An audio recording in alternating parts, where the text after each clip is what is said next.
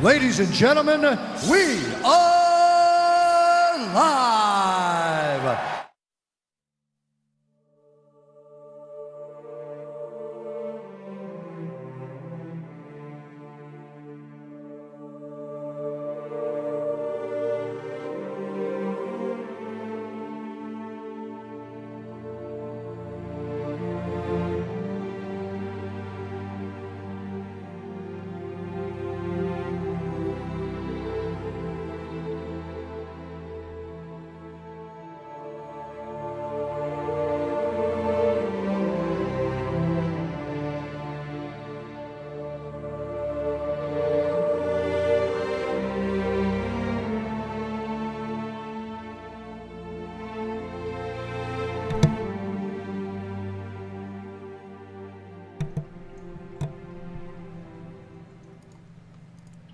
What's up? What's up? Happy Monday. Lord Skunk is in the house. Lord Skunk Star Wars Galaxy of Heroes live show is in full effect. Yes, boys and girls, that is lordskunk.com. Make sure you're checking that thing out. We do have Grand Patron that will be joining us here shortly. He will be a special co-host tonight. Boy, we are in for a treat. We get Grand Patron in the house. Grand Patron, you with us? Patron. Yeah, I'm here. What's up, buddy? You got the stream on. Yep, I just muted it. Sorry. It's all right. How's it going, everybody, man? Great week for Star Wars Galaxies of Heroes, man. We've just been trying to work through everything. We got some free crystals today. How amazing was that? Guilds are kind of getting smoothed out. Everybody's kind of getting in a rhythm, figuring out how that's supposed to go. Pretty exciting. Very exciting. Yeah, how you guys doing over there in Omega?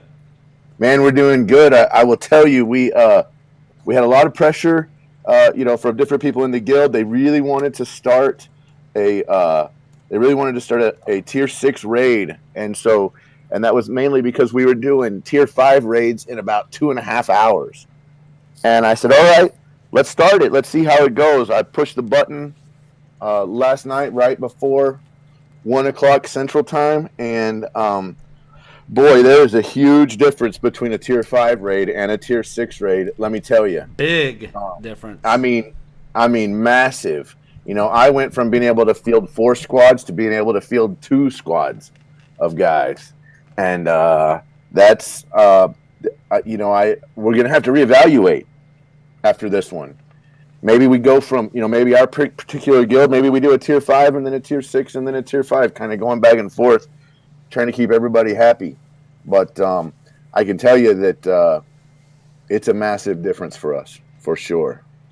Yeah.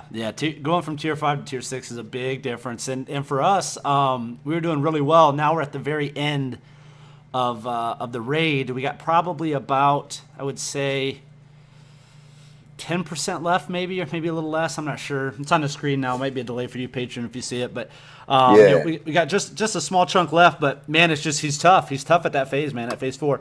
So we might have to wait until the reset. I think we got pretty much the majority of our guys through it today, I think.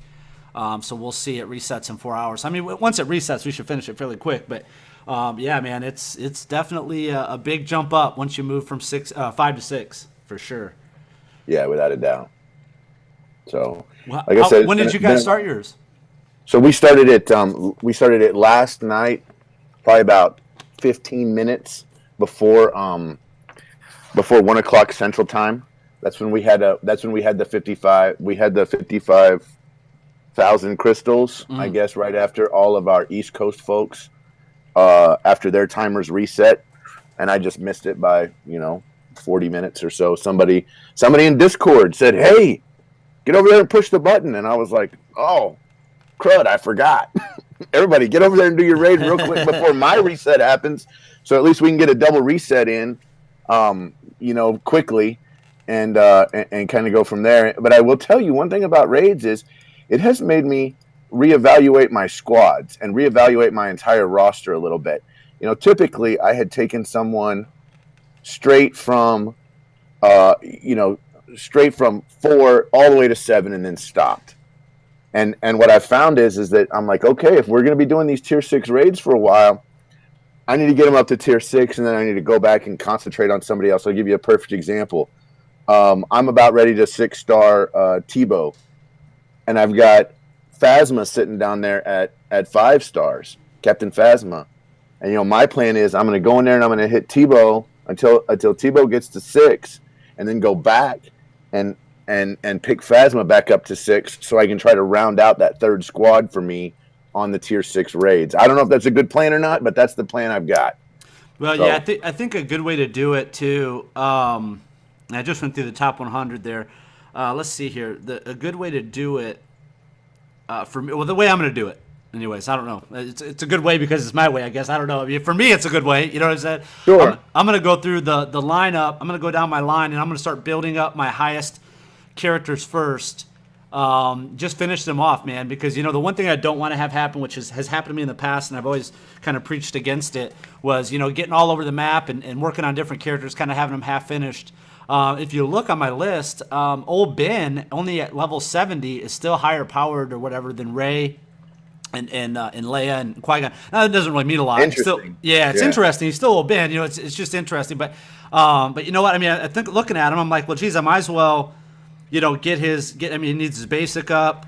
I'm not too worried about his lead or his unique. If you strike me down, usually the AI is not going to target him first. Now, maybe in the raid that could help because sometimes the raid will kill him, but the raid boss will kill him. But for the most part, get his last basic up for now. Need one more up on that, and then put some training droids in them, and then just kind of work my way down. Then next would be Lumi, on the list, and then Barris, sure. And so on and so forth, and just go down that way because they're already strong characters. You might as well just make them a little stronger. I think. I guess you could look at it the other way is, you could look at this other philosophy of, hey, let's go to my lower characters, on that list. So which in this case would be maybe like a Tebow or a Mace Windu, on my list. And then then rank them up so they're at least higher. I guess you could look at it that way, and you could do it that way. I think either way would work. But for me, I'm just like, man, I already got some pretty decent characters up there at the top. Might as well finish them off and then just work my way down. So kind of what I'm thinking.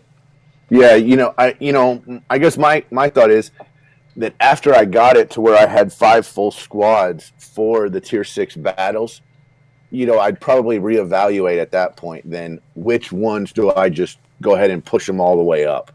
Yeah. My first thought is if I'm personally missing, 3 full whacks at tier 6.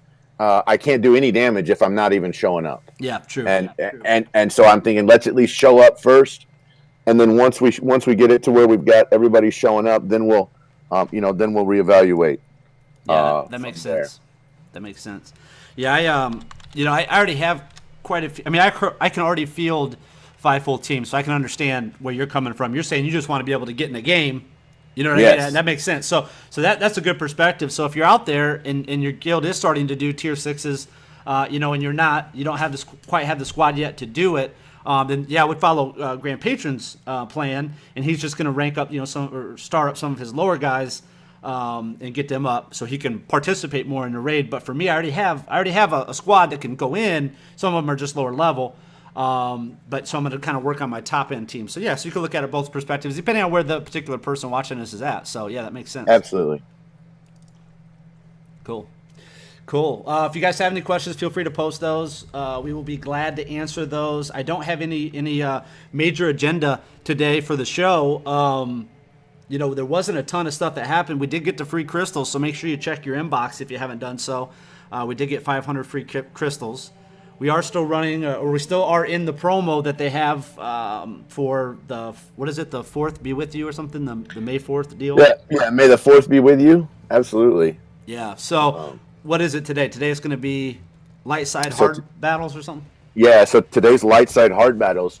And in fact, we were discussing a little earlier, there's a way you can double up because after the reset time for your guild, there is that you could potentially end up doubling up if you saved that and getting both the light side and the crystals at the same time. See what I'm saying? There's a way where you could do that because in the guild challenge, it's going to be let's come over here and look at it.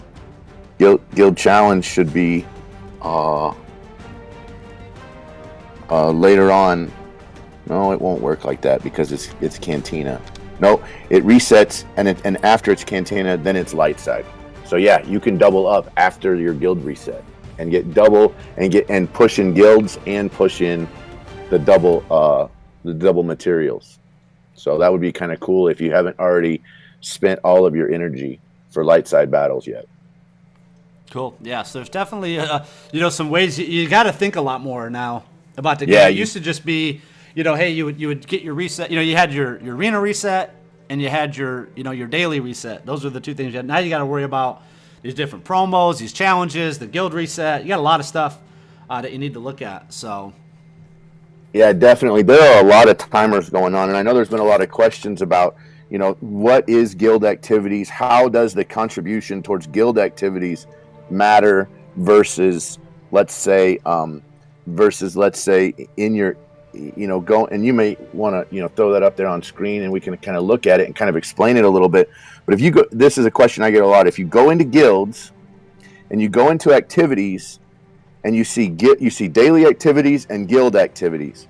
Sometimes the guild activity does not contribute towards your 600 for the guild currency.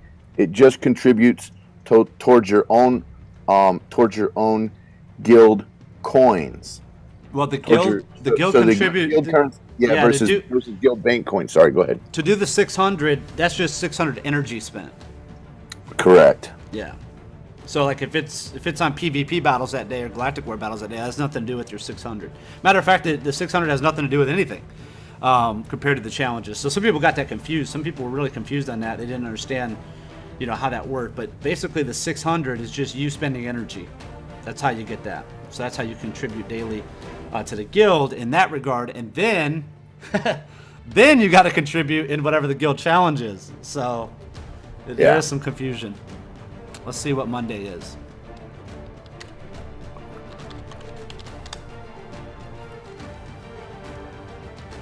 Yeah, figure out what Monday is. What's Monday? Monday is right now we're on Cantina, right? And then we're gonna move to Galactic Wars. Yeah, we are. We're on Cantina, and we should move to light side. Light side. That's right. And that's just any light side battle, right? That is correct. It's any light side battle. Yeah, but you see how you could do light side hard modes, and you could get 2 at one time. You could get the guild. You could get it for your guild, and then you could also get it for the double materials, double shards at the same time. If you're kind of timing everything right. Yeah. And then tomorrow is Galactic War. So we have people that theoretically are saving a Galactic War from Monday or saving a Galactic War from Tuesday. Or if you're on the other side of the world, you're actually, you can run one and then you get your reset and then you get to do a second one. So it all depends on where you are versus your guild leader. There's a bunch of timers going on, and it's different. It's a little different for everybody. We keep kind of thinking about it as if we're here in the U.S., but I know, Team Skunk Omega has guys in Europe on both sides of the of UTC, and then we have guys in the Pacific and in Asia on both sides of the demarcation line for the, I don't know what you call that, like the Monday Tuesday line. Anyway, we got people on both sides of that. So it's different whenever you're talking about it based on where your reset is, your personal reset is versus where your guild leader's reset is. A lot of timers going on. A lot of timers, so you got to kind of stay focused a little bit. Yeah. Yeah, it is. It's kind of confusing. That's why we have people that put together the good stuff in Discord. Different guides or whatever. If you want to see some of the different guides, I know some of them got pushed to the back because we made other posts on lordskunk.com. But if you go there and just go to the search bar up in the top corner, top right corner, and just type in guide and then hit the little search button, it will pull up all the past guides that we've had. So it's a great way to see some of that stuff. Also, if you're a part of our LordSkunk_SWGOH Reddit subreddit, you can check that out. You can get there from lordskunk.com. There's all kinds of good guides and stuff posted in there as well. And then, of course, where's the best place to stay connected, Grand Patron? Well, I'd say that you really need to stay connected on Discord. Discord is where you're going to get up to the minute kind of news as far as what's going on your guild, what's going on with how to join a guild if you want to be part of the Team Skunk guilds. That's where we need for you to be, which you can also get there from lordskunk.com by just going up to the top and clicking Discord, and that will get you there. So if you're still looking for a guild, or if your guild's maybe not kind of working out the way you wanted, come on over and take a look at it. And if nothing else, you can kind of see what it is we're doing and what we're about, and you can chat with different people live and maybe get some more one-on-one help. Maybe you have a burning question that you just didn't know. You didn't know what was going on, or what was how something works. Come on over here and jump into our voice chat. We got a bunch of people that can help you out. Yeah, absolutely. Yeah, there's some good stuff. Always good discussion going on in there. People are more than willing to answer questions or help you out. So for sure, check it out. Let's see what questions do we have in here? Do we got any questions in there, patron? Do you see anything? Let me take a look. I'm jumping around here to a bunch of different things. Tassagore says, "Man, Fives is so annoying right now." Yeah, you're right. He is annoying. He's the only guy that's been able to take me out, man. Take me out. System protection update. I think I've lost 4 arena battles, and every one of them I think has included 5s. At least 3 out of the 4 have included 5s. But I'm pretty sure all 4 did. Yeah, he's definitely annoying for sure. There's ways around him, but man, if you get a bad random number generator, or you do your rotation wrong, you're gonna be in trouble. So yeah, without a doubt, 5. I was playing up against the 5s earlier today, and especially if you have like a 5s Leia combination or a 5s Leia Royal Guard combination, that can be that could be huge. So I know that's working out. I'll tell you one thing that I've seen, that a lot of people are a little bit frustrated over these gear level 8, gear level 9 materials. I see a lot of people really looking hard at buying those in shipments. You got to make the right decision for you on whether or not that's the right choice. But I know that some of the what are your thoughts on that Lord Skunk? Well, I think for sure. I was thinking about it today, and I mean, for me, I'm gonna slow down on maybe some of my refreshes, unless it's more of a guild day and I got to make sure I contribute. Do I need to contribute? But the main thing is, man, is that I think it's really more important to get this gear than it is to level up. Now, the flip side to that is the faster you get to 80, the faster you start collecting Omega Mats, which is good. We're gonna need those. But also some of these gear pieces, man, I mean, it's just gonna take you so long, especially if you're not in a super competitive guild. It's gonna take you a real long time, to be able to get these items. So, I think that should probably be the priority. Number 2 priority should be getting to 80, so you can get those Omega materials. But I think the first priority should be to grab those items when you see them in the shipments. Now, I don't see them very often. I only saw 1 furnace so far, and I have refreshed a couple times. So Clown Rider, here's an example. Clown Rider said he got a furnace today in shipments, but didn't have enough crystals. So yeah, that's tough, man. That's what I'm saying. You want to be prepared for that. Make sure you're not going crazy with your crystals. I know they got a lot of stuff like this double Cantina was a pretty good one. The double hard mode stuff, man, I don't know. I'm not as big of a fan as that. On the double hard mode, light side or dark side battles and stuff like that. What they're doing. So I wouldn't blow my crystal wad on those. Majority of characters that you really need out of there are now in Cantina. The only ones that you wouldn't would be Rey, but now you can get Rey right out of the guild shipments, 5 shards of her. So, I don't see the hard modes as being that special anymore. You can get Royal Guard, you can get Anakin, you can get Amagundi out of the Cantina now once you get to 77. So, and just to know, man, those battles are freaking tough, dude. Those battles are tough. Let's look at those while we're on it. Sure. Because you mean the hard mode level 8s? No, I'm talking about the Cantina, man. I'm at 7D. 7D is tough. I can't even complete it, to get past it. I tried it a couple times. Oh, that's interesting. Yeah. I just totally stopped at hard mode at 7C. I just got to there, got it 3-starred, and I'm camping out trying to get Royal Guard right there.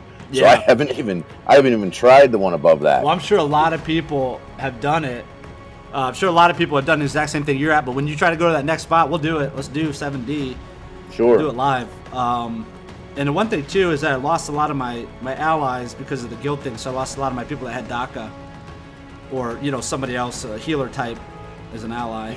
Yeah, so if you got a DACA, make sure you go to LordSkunk.com and you can get Lord Skunk's ally codes, because Lord Skunk needs he needs an old DACA. He needs somebody with a high level old DACA as an ally. With a res. Yeah, I need that res, man, because they will light you up, dude. This is no joke here. Well, let's try to take this 80 Dooku, I guess. Let me see if I can find him again.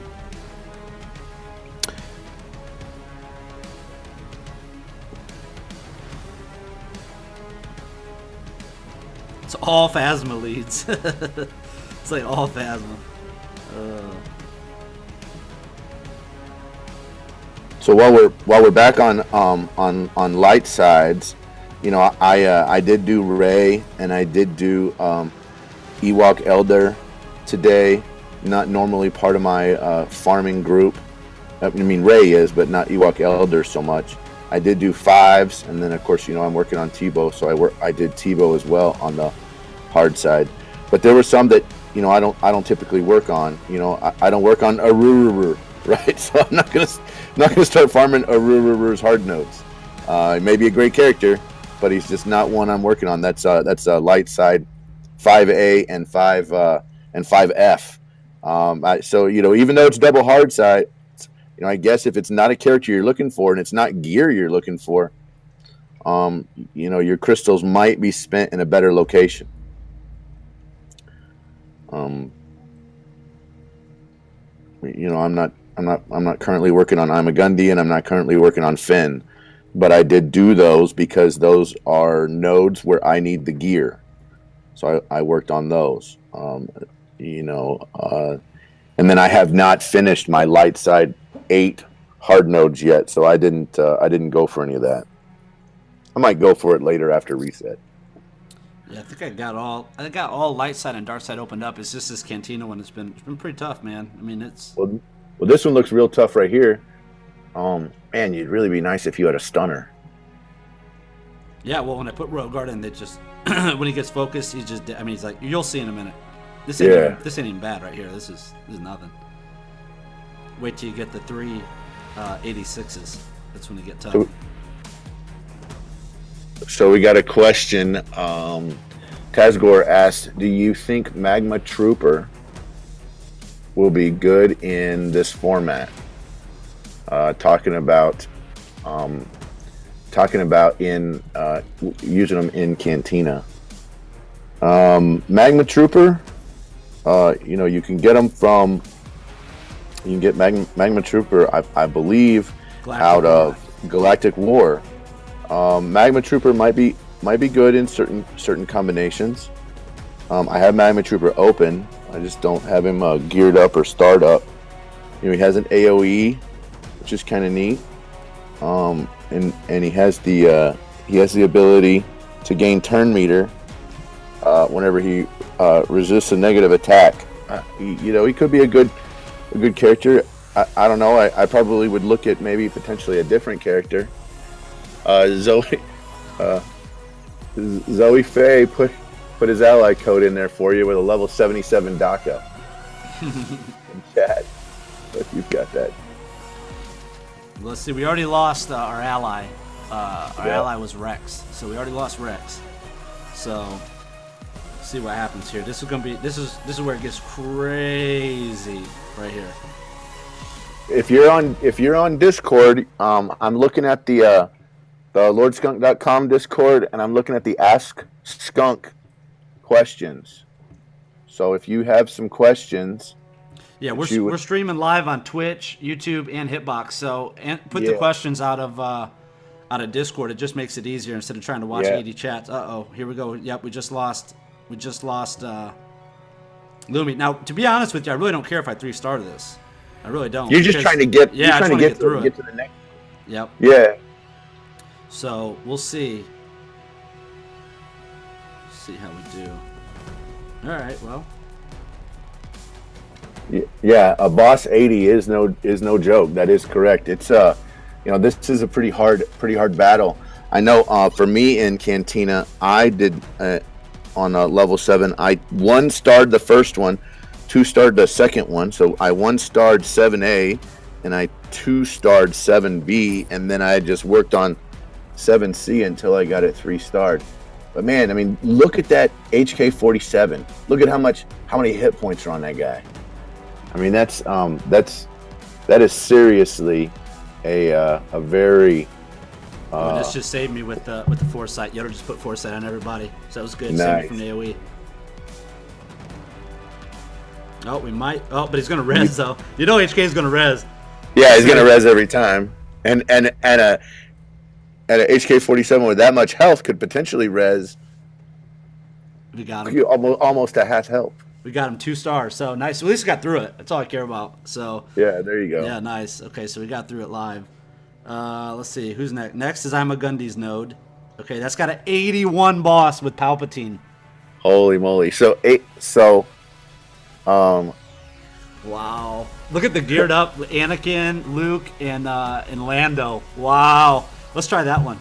That was gonna be dumb. Oh, I can't. I don't have enough. I gotta wait for a little bit longer for a refresh. Oh, you gotta wait for a reset. Yeah. So AC Yi or AC Yi said, "Is it better for raids to send in suicide squads? Maybe escape the last man standing for technically time escapes, and always send in the best possible squads for your highest level, best synergy squad." Man, I would have to say that it's probably better to send in your best squads. I don't really think you gain anything by sending in a suicide squad in raids. You probably do better to send in the squads with the most synergy and just experiment. It has some aspects of GW, but not all the aspects of GW. So maybe if you have like a real high Geonosian soldier and kind of a mid-range Poggle, but you don't normally put them together, maybe now's the time you put them together because there's some synergies there. What do you think, Skunk? I think you need to throw your best people in. I mean, I think you need to build a good team synergy and then throw your best at it because, you want to get that damage.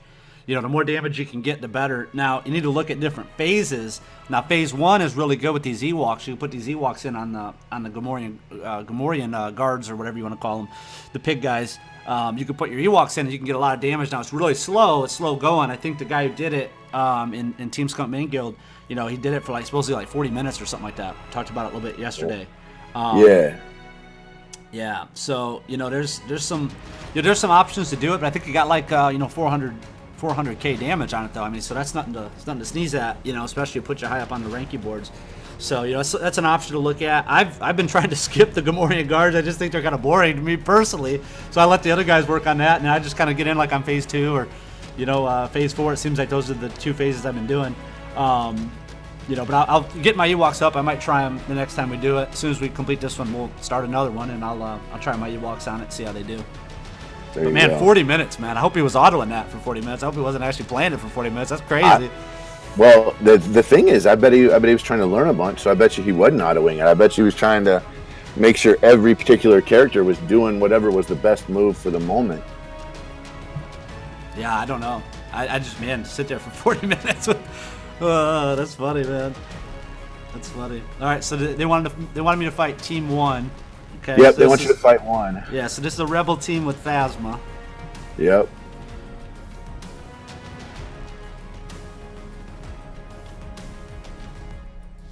Very first thing I do with this team is I always go for Han. Just get him out. I'm not So going in to Discord, Go ahead. yeah, in Discord we have a question from one of my guild mates. B Masu says, "What's up with the bot? That thing is pretty funny." So you're getting some comments about the bot. I will tell you, the bot is, I had my reservations about the bot in the beginning. I don't play with all the bot's funny stuff, but I will tell you what I do use the bot for, and that is the exclamation point Monday or exclamation point Tuesday or whatever day it is, trying to see what I need to be doing on those days for my guild. and that's really kind of good. You can also use it with the exclamation point live, I think it is, or exclamation point No, promo. don't do exclamation point live. Don't do that one. Oh, don't do that one. Okay. Well, you can. Just make sure I'm live, because that just tells everybody I'm live. I guess it's exclamation point on demand. That's what it is. On demand. Exclamation on demand. For some reason, the bot's having a little bit of trouble at the moment. Yeah, somebody's banned. I'm going to find out. I'm going to go look at the logs, and whoever's banned in the bot, I'm going to ban them. So you don't mess with the skunk bot. Okay, it just doesn't happen.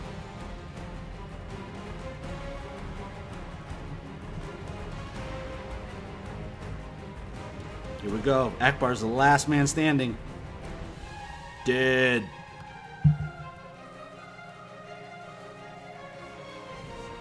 Now, anybody can have the same exact team that I have. Even if you're free to play, you could just replace Leia with Geo. Geo can work too. So, or Hoth Rebel Scout, or whoever your preference is for that DPS role. I guess technically you could put in Resistance Pilot, First Order TIE Pilot. You could put in. I would prefer Geo probably over them right now. But anybody can have that team. I've been telling you guys for a long time that's a really good team. Keep in mind, it's really easy to gear Yoda, Qui-Gon Jinn, and Geo. So if you don't have Leia, you can still have Geo for now. That'll tide you over. So I still think that's a really strong team. I can hold number 1 every day with that team. Yeah, so I have Geo and I just got Geo to gear level 9 today. So that was kind of a big deal for me. And I have Omega Mats in his second ability, which makes Geonosian Soldier really good. We have another question here from Luby. Luby says, are raid points good for any rewards or just for a leaderboard statistic? So right now, as far as we know, the points that you get that put you on the leaderboard, the points that you get from the raid are just good for putting you on that leaderboard. We thought maybe, whenever this thing reset, whatever day it was, I think it reset, it reset on Saturday night. We thought, we're gonna get some kind of prizes, and I think we were sitting, Team Skunk Omega was sitting at position 8. We did not receive any prizes for our position on the pit. So just think it's good for a leaderboard statistic. Yeah, I think so too. Now maybe they do something towards the end of it, because this would be like the first full month, Yeah, that's true. It'd be the first full month, so it might be kind of neat. Django Fett asks, when does Alpha plan on going for heroic? And when it does, are you going to stream the fight? Yeah, we will. We really need to get closer to 80. I mean, if we can get this tier 6 down a little faster, this will be. We almost have it in one reset. We almost have a tier 6 in one reset. So, we're probably going to carry over to 2. Let me pull it up while I'm looking at it. Yeah, we're probably going to carry it over to 2, but giving another run at T6, another run at tier 7's time, dude. You know what I mean? I mean, I don't want to miss it. I don't want to put ego and pride in front of common sense. So, we'll probably be looking at a tier 7. Maybe not the next run. Well, definitely not the next run. Next run will be T6 again. Maybe the run after that, but probably going to be 2 more T6s before we do that.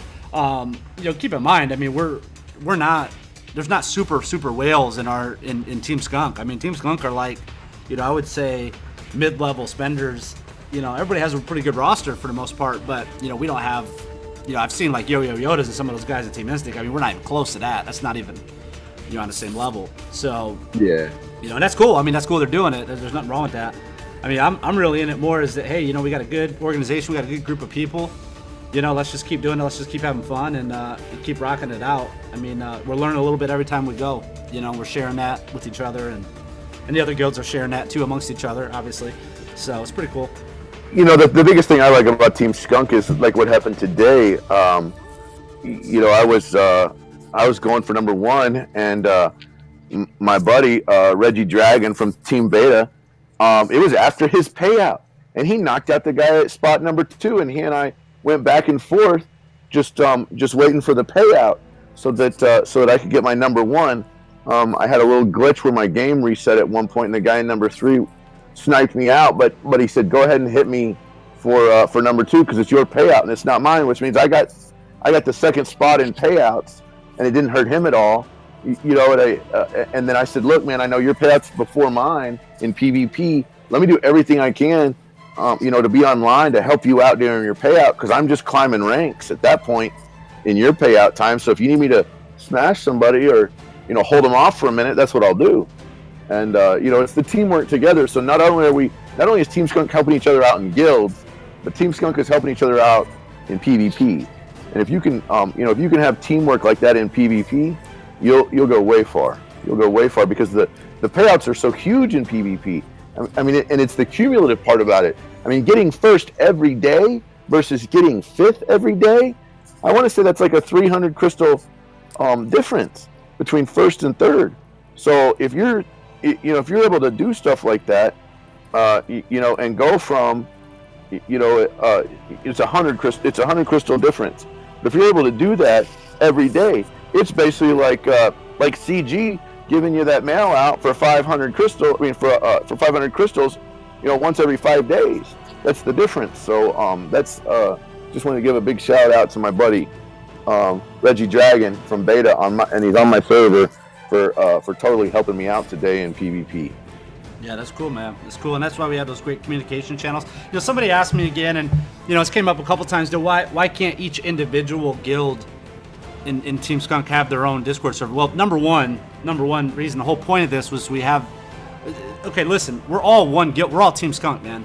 That's it. We're all Team Skunk. It's just the way the designers made the mechanics of the game. You can only allow 50 people in a guild. So we're all still one guild. There's no separate. Like Omega is not different than Alpha. Alpha is not different than Beta. We're all one. It's all one. If we could have 1,000 people in one guild, if that's the way the mechanics were, we'd all be in one guild. You know what I'm saying? So, right. But that's not the way it is. So in looking long term to other games, to other opportunities that we have, where we can be in guilds or be together as a team, because this is a long term gaming community. This isn't just a short term. This isn't just Galaxy of Heroes. This is the whole gaming community network. Is that we will be able to have those people in there. So just because you're in Omega now, you might be with Alpha people and Beta people and everybody else later on down the line in a different game. So that's why we have it that way. That's why we do it that way. Plus, I like to be able to see people didn't join these guilds to just join a guild. They could have just did that in game. They could have just joined a random guild in the game. They joined the guild to be a part of the LordSkunk.com community. I mean, that was the whole purpose of it. So, keeping everybody together, we can communicate and we can share, what's going on. Now we are improving. That was the whole idea. It's been about a week now. It's only been about a week since these guilds have been live. So now, if you could see over here in Discord for the Team Skunk, now we're starting to move people into their respective groups. So here's an example for Alpha. I can just type in @Alpha. It'll pop up. I can just say, "Finish that raid, boys." And there, all Alpha should get an alert. So now Alpha should know what's going on. So Omega only has one person in it right now. It's weird. Yeah, I know. I need to work on that. I was away from my computer all day and wasn't able to do that, but I'll do it after the stream today so I can get that all kind of squared away. Yeah. So we got that. We got that stuff going. It'll all be. It'll all be good as we progress. So everybody will have that contact. But yeah, we have them in the thing. I don't understand what the difference is. I mean, everybody has their own voice chat channel. Everybody has their own text chat channel. So you don't see how you couldn't stay in contact with your people. Plus, the good news is you get to see what the other guilds are doing, so you can learn from them. I like to see how the other guilds are progressing. We had a couple of questions here, a couple of thoughts. AC Yee said, didn't they ban people in arena for arena coordinating before? Be careful or careful. I'm not sure if they've done that before or not. Yeah, I've never heard of that. I don't know what you could really do about it. I mean, that's the mechanic of the game. I mean, first off, how would you know? You know what I mean? Like what are they gonna do? Like how would they? You can't communicate in game, so it's not like they can look at in-game chat. So. Yeah. And then Ruben Arir says that it sucks when a whole guild goes after you. Without a doubt, I would agree with that. There's Well, a keep in mind of this fairly mechanic. strong. Okay, keep in mind of this mechanic. Okay, a lot of people don't understand. A lot of people are like, oh my goodness, there's my server. The top 20 is all in the same guild. Okay, well think about that. Okay, if they're not a part of the community like this, where we share ally codes and stuff like that with people all over different servers, the game is automatically every time you fight them pops up, add them as an ally, right? So what do you do? Right. You add them as an ally. So what happens when one of those guys created a guild? Everybody else joined it. Yeah, everybody's ally list saw it, and they all just joined it. So that's why you see on some of these servers, you see like, some of the 30 of the top people are in the same guild. That's why you see that. So it wasn't like those guys all know each other. They all got together ahead of time and said, hey, they probably never even talked to each other before until they got guild chat.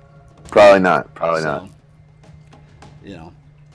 But that's why you see that. A lot of people are like, oh my goodness, I can't believe it. There's 30 people on my server and they all know each other. No, they really don't. No, the game always pops up and says add him as an ally, right? So yeah, exactly. That's what happened. I wouldn't add anybody on my server as an ally. I didn't want to help anybody. Why do I want to help my competition? Fair enough. Yeah, that's one of the first reasons why I started doing live shows. Is I wanted more allies, or live streaming or whatever. Started doing this on YouTube as I wanted more allies, and it worked. I got a lot of allies, man. I folded up on allies. I was like level 62. I think I had like a bunch of max level allies that really helped me. So yeah, but we better give a shout out on that because I haven't seen as many people using it now on LordSkunk.com. We do have an ally list database, ally code database. If we're not using that anymore, we'll get rid of it. But we also have that in Discord as well. So make sure you're posting your ally codes in both places. And make sure you're going back from time to time checking those. See if you can add people. I know guilds kind of threw everything off because people had to drop some people and add people to get in the guild. But yeah, we should kind of be through all that now. Should be good to go. Kind of back to normal. You got any other questions in there? Just some people saying they only knew each other if they were part of Team Skunk. That was Clown Rider said that, which is true. We have a huge group, and we're able to do that. And then Tessin Istam said, "Should I remove my server allies now?" Question mark. I mean, you can if you want to add people from Team Skunk. You can because there's a lot of people, on the Discord and on that webpage or on our webpage that have posted their ally code. So you could add them if you want to. Right now. It's not that big of a deal. It's just for me personally. I was always number one. I was the first one to 70. I'll probably be the first one to 80. So they were always chasing me up the ladder. So it was kind of made sense. I mean, why would I want to help? The people that are my competition. Why would I want to help them? You know what I mean? When I have a whole community of people, that could help me. If that makes sense. Yeah, I mean, if you look on your server, you're only going to get a certain level of character. If I go back to an older server, like maybe a server like that Lord Skunk is on, or a server that like Wise Man Pendle is on, or some of these other people, Malia Bean. I'd much rather have some of those guys as allies than maybe a guy that's just a little bit lower level than me, or a guy I compete with all the time in PvP. So. Yeah, true.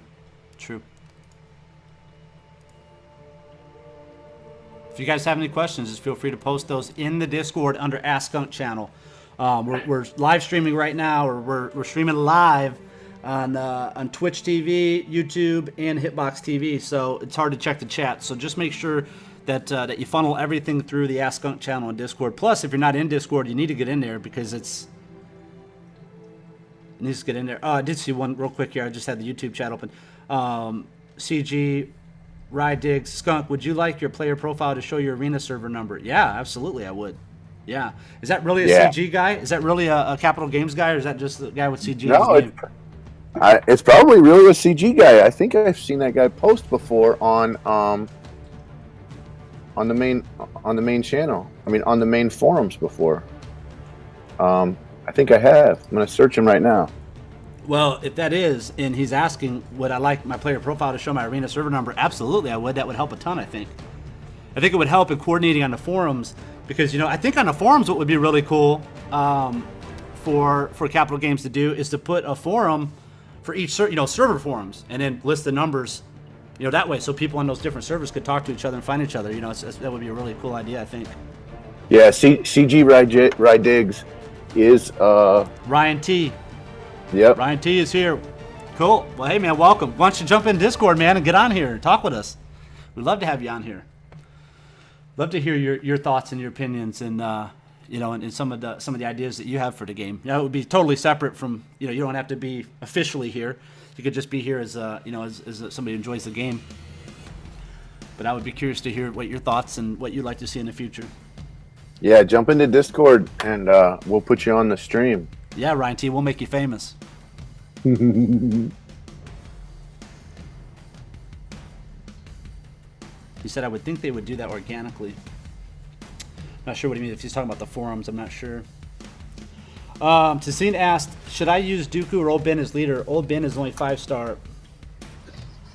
I'm not on Discord yet, bro. All you gotta do is click that link. You're in. Yeah, I just posted you that link right there. It's private. It's a private channel. Nobody else. You can't have 50 people jump in and start bombarding you with questions. It would just be you and me. Yeah, you can do whatever name you want. You don't have to put that name in there if you don't want. Put whatever. Yeah, come incognito. Don't even let anybody know it's you. Just be a fan of the game and tell us what your goals and ideas are for the game. I tell you guys my goals and ideas all the time. I want to see this. I want to see this arena thing, man. Huge. I want to see some type of reward for arena. Now I want to ask. I'm going to ask Ryan a question. If he could find this question out, I would be really curious to know. What would is it true that Disney has gone away with Slave Leia? Slave Leia is not allowed to be in any of their games or anything moving forward. Man, if that's true, oh no! Yeah, I saw a thing on YouTube, man. I was so upset. I was like, "Are you kidding me?" Yeah, I couldn't believe it. I'm like, they're recalling like some people had statues out there. Some companies that, what I mean. You know how Disney licenses their products. They had. But yeah, I guess that they recalled a couple of those, and I guess they're moving away from that. Now, a couple of people said, they don't know if it's because of the sexiness of the character or if it was just because it had slave in the name, which I guess could have a point. But I could see the slave thing, but the sexiness. I mean, come on. I mean, we got all kinds of Disney characters. Yeah. I mean, Ariel wears a bikini too, right? Yeah. Yeah. I mean, come on. Just kind of throwing that out there, I mean. I personally, I think anything that's part of the canon universe should be free game, and maybe you reorganize her name, or you call her by a different name or something rather than Slave Leia. Maybe you call her Concubine Leia or something. I don't know. Just come up with something, but come up with a different way to say that, so that we can still have that character, because I think it's kind of cool. I mean, doesn't she strangle Jabba the Hutt at one point? Yeah, she with the kills chain him. And stuff. I mean, yeah. I mean, Jabba the Hutt. Keep in mind, Jabba the Hutt was unkillable, dude. He was he's impervious to Jedi mind tricks. I mean, he's exactly. I mean, so how can you take a character like that out of the deal? I mean, you should just rename her, just rebrand her. That's what we do, right? We do some rebranding. Yeah, rename her Smoking Hot Leia. Or Servant Leia, I mean, just come up with something else so that way it would still work. I don't know. I'm a little bummed about that, actually. Yeah, come on, man. Because Beach Leia. Someone in chat said Beach Leia. That's exactly what. Beach Leia, yes, Beach Leia. Let's just call her Beach Leia. Beach Body Leia. Beach Body Leia. There you go. There you go. Now. Oh my gosh. Now, CG Ryan knows for a fact that I always, whenever I send those guys a message over there, I always leave it with a PS. Don't forget about Slave Leia. So I'm always pushing for Slave Leia. But yeah, I'd love to see her. So here's what I like to see. I'd like to see arena, and then if you win your arena, you get an arena card. So every time you play an arena, okay, it would entice you to play more arena.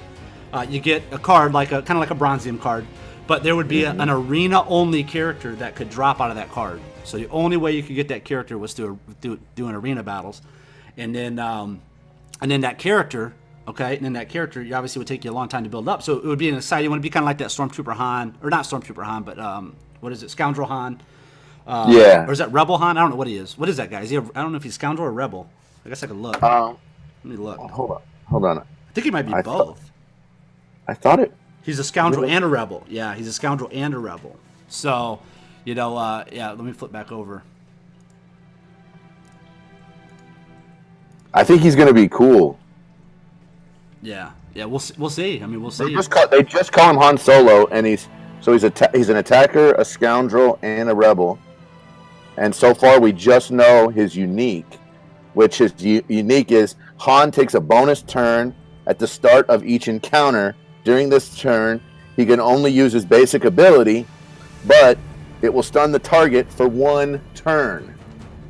How cool is that? Yeah, that's pretty cool. So so he's going to be a pretty awesome player on a stun team. It's just going to take a while to get him, but definitely if you've got him, he's going to be over the top. Yeah, so I would like to see something like that in arena. I think that would be really cool. You know, you do an arena battle, you get a chance to, or you get a card, you get an arena card for winning. You got to win. Okay, yeah. You get a reward for winning. Now, you know, it can drop. You know, it can be a random drop. It could be something low end, it could be something high end, it could be something in the middle, whatever. But, you know, you would have a chance to get those shards. And I think that would be really cool to have one of those characters. I think it would make Arena a little bit more exciting, you know, to have something like that. You know, sometimes I know there's a lot of people out there that only do their 3 arena battles for their daily, and that's it. They don't really care. You know, so I think it would entice people to be a little bit more active on Arena. I mean, we've seen what it's already done for the guild challenges for Arena. Yeah. So... Yeah, so that's cool.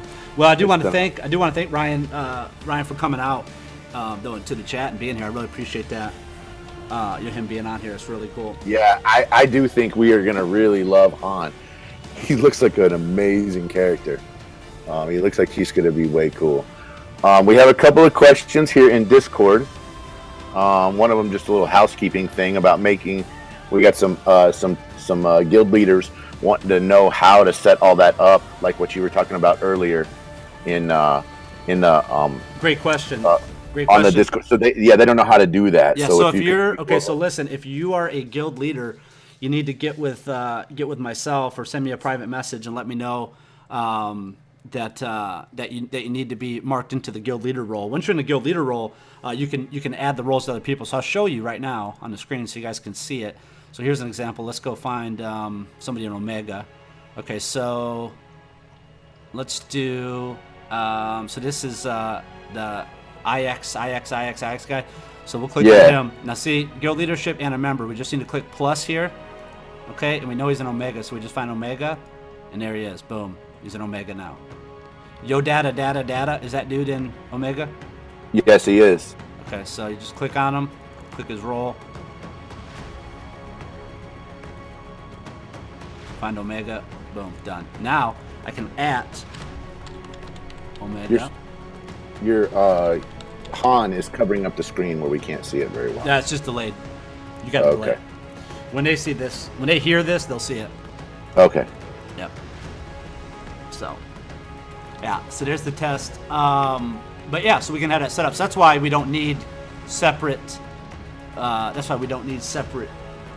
Discords for everybody. We're just going to make it where they can get the alert for one. So no longer is anybody going to be able to do everyone, except for me.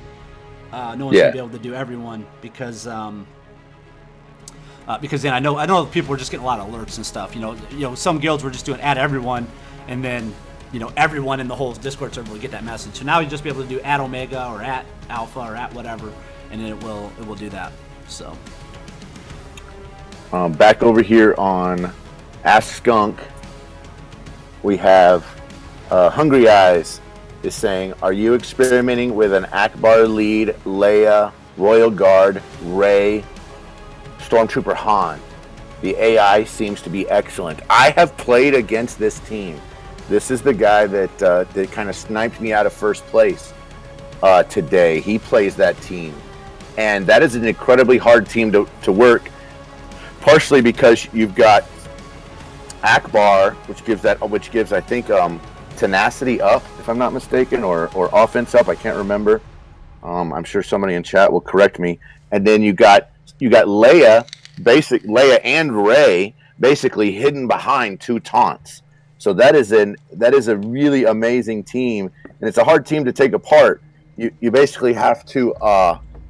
What I have found that works is you have to go either straight on for Leia or straight on for Han, and then you have to bust down Royal Guard's taunt, and then go back to Han, and then hopefully by the time you get Han busted off, then Leia either unstealths or you can go back to Rey to get one of those. But that is an amazing team. That is definitely a tough team, without a doubt. And the leader ability for Akbar's lead is rebel allies have 50% speed. In addition, whenever an ally uses an ability that isn't an attack, they call a rebel ally for an assist.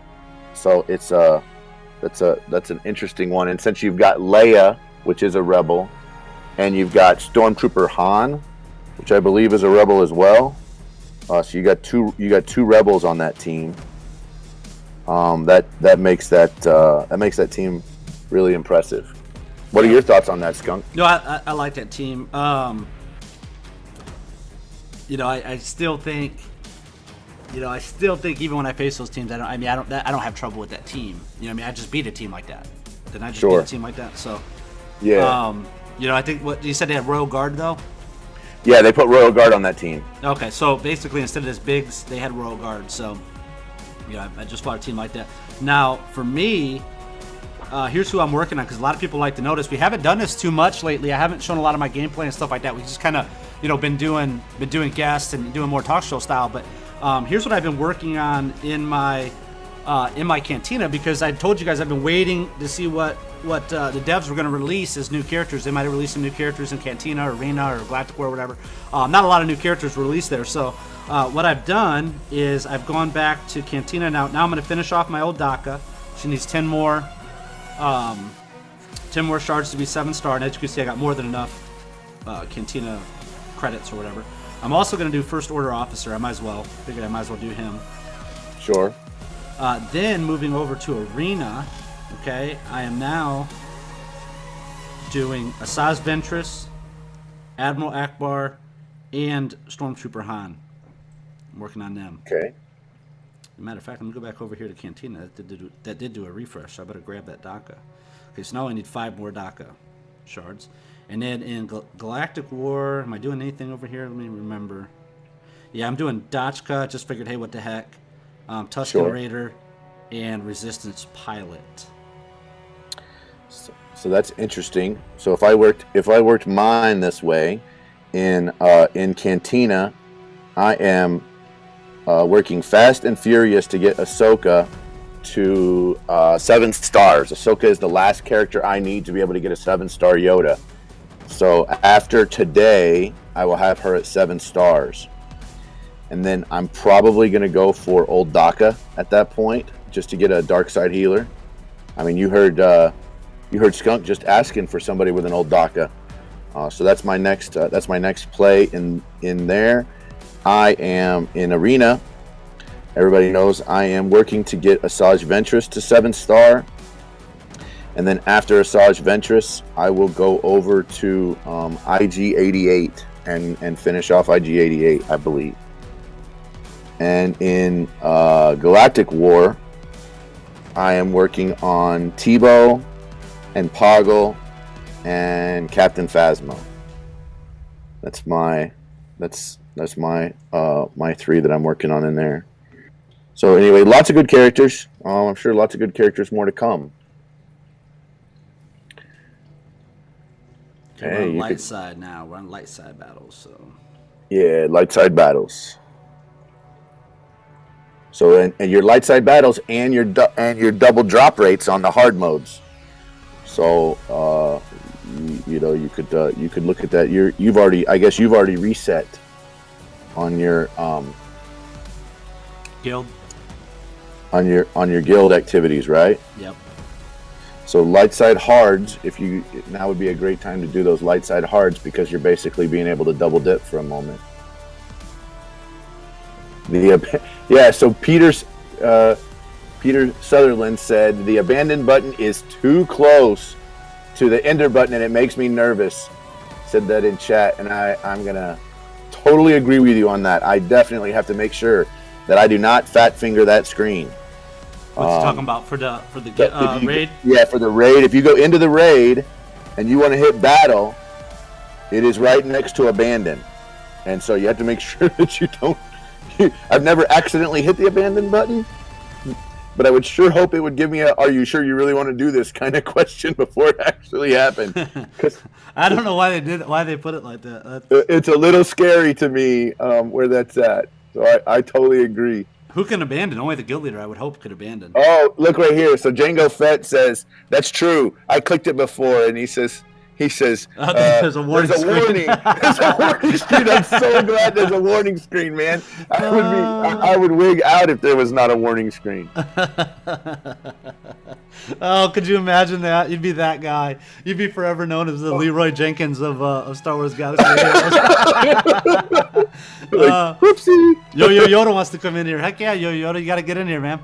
Where is he? I don't know. He just said something in chat. Let's see. Yeah.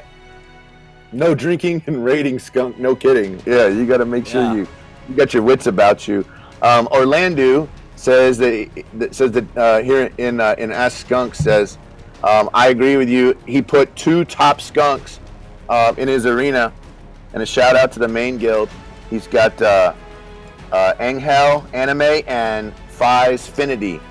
And it's good having people looking out for him and keep up the grinding.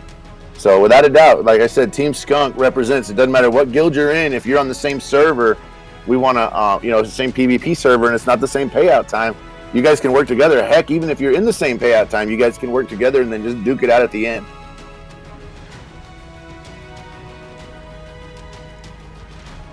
And then Ranger J 1999 from Fi again says that.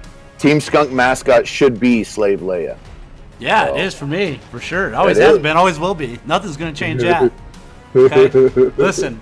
I learned from the Conor McGregor incident. You don't go to war with billionaires. So we'll never go to war with Disney over Slave Leia. If they decide that's their deal, that's their deal. There's nothing we can do about it. But yeah, man. Forever for Team Skunk, it'll always be Slave Leia as our mascot for sure. I mean, who are we going to change it to? It has to be Slave Leia. I mean, we're not going to change it to Jar Jar Binks or something. Yeah. Keep kind of a cool mascot. Got to be Slave Leia, yeah. She's always been my favorite. All right, I'm trying to add a role here for Lambda. They said they don't have one yet, so.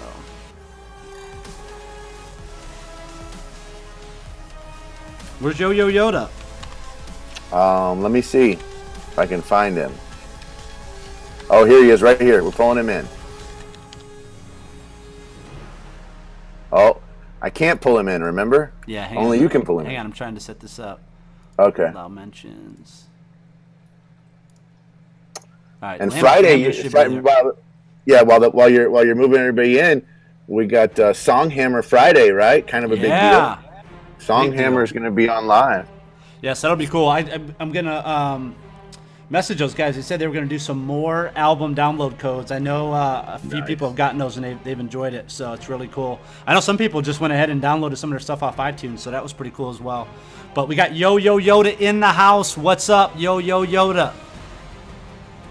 What's up, everyone? What's up? How you doing, man?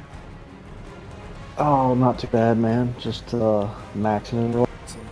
Are your eyes bleeding from all these raids you've been doing? Say what's that again? I said, are your eyes bleeding from all these raids you've been doing? Bleeding, yeah, healing my wounds, something like that. So how you guys doing over there? I'm sorry, you're cut. You might need to restart your app, bro. You're on the app? Yeah, I'm on the app. Yeah, just double tap it and close it out and come back in. All right, I'll be right back. Walken had a great point. He said he was asking if we could get the CG guys to display in raid screen similar to the guild activities screen. That way, the entire guild is listed with a -- or a 0, so you can easily tell who hasn't participated. I think that's a great point. That's a great point to have that. So that way, because we were looking for a raid, we were trying to get more participation, and I had to kind of go through and scratch people off of a separate list to figure out who hadn't, so I could run over and PM them real quick and say, hey, get in on the raid before it closes. Yeah, I messaged them and I asked them for a raid alert. It needed to be a push notification. But keep in mind, man. I mean, if you're busting through your raid in an hour and a half, then you probably need to step up to the next tier raid. Yeah. If that makes sense. So, Yoda, you back? Yeah, I'm here. Like I said, just having a little difficulty. I just think I'm in a log jam where I'm at home right now with my Wi-Fi connection. Gotcha. Yeah, you're coming in real quiet, brother. Real quiet. Let's see if I can turn you up. Well, I don't want to turn you up, and then you fix it, and then you blow everybody's eardrums out. So I'll give you a second to get it fixed. Just give us a holler when you're ready. But yeah, man, the raids. No, I'm good. Oh, you good? Yeah, you just Yeah, you're just coming in real quiet for us, bro, and you're kind of cutting in and out a little bit. Are you on the road or something?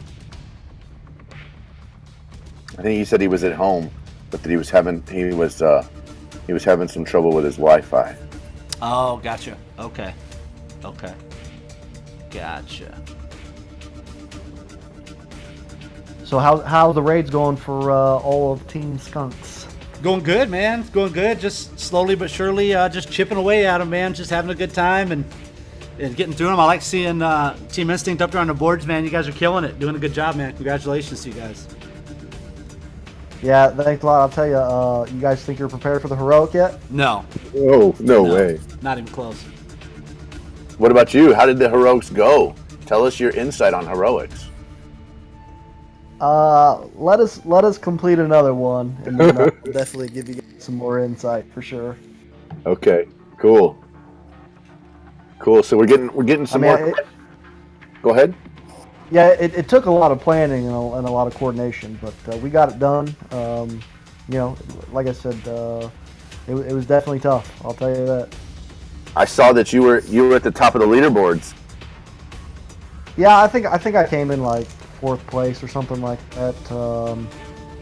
Like I said, I really wasn't focused on getting one. I'm sure I could have busted out a couple more squads in there, but it was really just about completing the task. Sure. Cool. Did you guys finish your heroic in one reset, or did you guys do two? Did you guys set it up to do two? No, we busted the heroic out all in one session. Wow, that's pretty cool. That's good. Good Now job. heroic works differently, right? Because basically you get 48 hours to do it, and once those characters die, you can't revive them, or they don't reset, right? So you get 48 hours to run everybody through it. There is no reset. Is that correct, Yoda? Yeah, that's right. Yeah, as soon as your characters die in any given phase, you cannot use them again. Yeah, so Skunk, there's not a reset timer like there is in Tier 6. Oh wow. So you can run, but you can only do 5 teams per time, right? Is that true? No, you can use your whole roster. Oh, okay. So you could do, like, for example, well, you got every character open, so you could do what, like 10 team? No, not 10. It's not 10, is it? I can do what is that? 70? 72. Yeah, there's 72 characters or 77 characters. 78, and then you'll have Grimorian Guard, and then Jawa Engineer will bring it to 80. So I could have 15 viable right now with 3 extra that I can throw in there. Cool. Right. So you could just throw all 15 of your teams in and just go to town then, basically. Right, and then if you have just 3 characters left, you can throw those in there too. Oh. Right, and then of course too, I'm guessing it still has the escape button, so you can still escape your characters out and then go again with the escaped characters. Yeah, you can. I was fortunate to get one character out in all 4 phases. It's a 40% chance, and it rarely happens. Okay, good to know.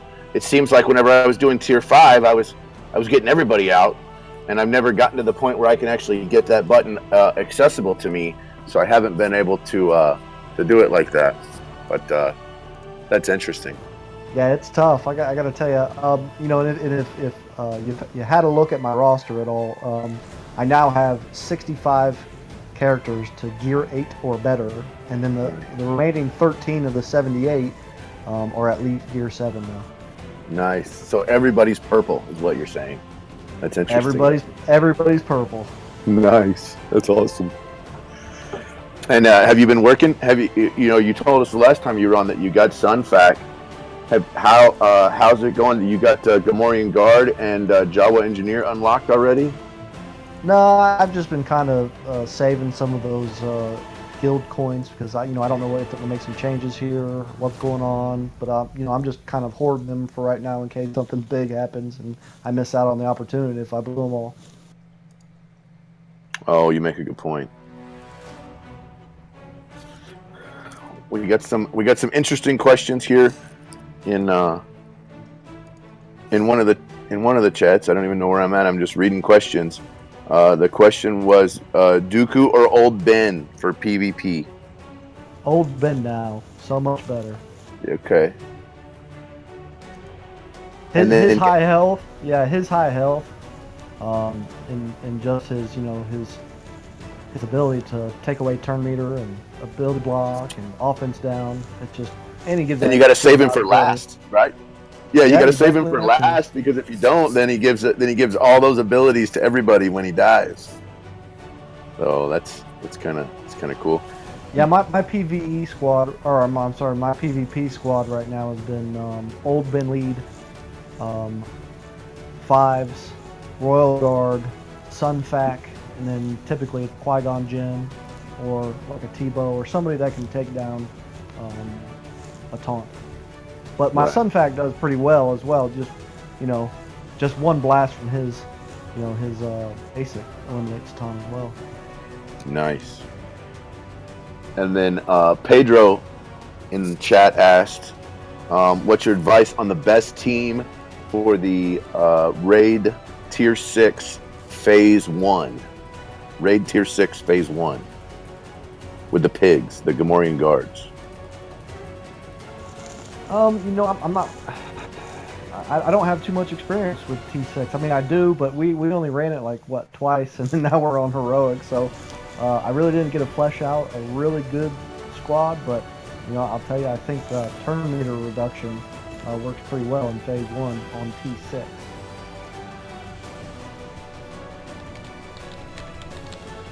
So say that team one more time.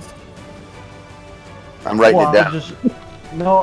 I was just saying that on Tier 6, it's turn meter reduction is probably very beneficial to you. But absolutely. Don't think that's going to work on Heroic. So you have because I noticed that when we ran Tier 5s, my Tebow, who was not maxed ability, did affect turn meter, and then it doesn't look like that he affects turn meter as much unless I get him all the way ability matted up in Tier 6. So that is interesting. It seems like they can. I mean, I've seen them resist turn meter attacks before, which is interesting. Yeah, like I said, just put it this way: Heroic mode is tough. Yeah, sounds like it. So did you get some? Some Han Solo shards? Yeah, I got 7 Han Solo shards. I think I got 40 of the salvage pieces of one of the unattainables, and then I got a full piece of gear as well. Nice. That's cool. So you might as well tell us who's number one. Who's been doing it? Who's been getting it? Who's number one in what? Who's been number one in the raids? Who's been getting all the Han Solo shards? I think the first time that we did it, it was Instinct Stormy is the one that got first place in the first heroic raid. Is that the female member? I can't remember. Yeah, it's Stormy. That's the name. Yep. Cool. Well, that's good, man. That's cool. Well, so, like I said, I think it was just more of a group effort. We really weren't too concerned with who placed where. We just wanted to do it, get it out of the way, make sure we did it first, and where the chips fell at the end of it. That's how they did, and we really didn't care too much. Nice. So, do you guys gonna? You think going forward, you're gonna kind of coordinate that a little better, or do you think you're just gonna leave it kind of however it falls? Yeah, I don't think we're too overly concerned. We're just going to let, however it works out, let it work out that way.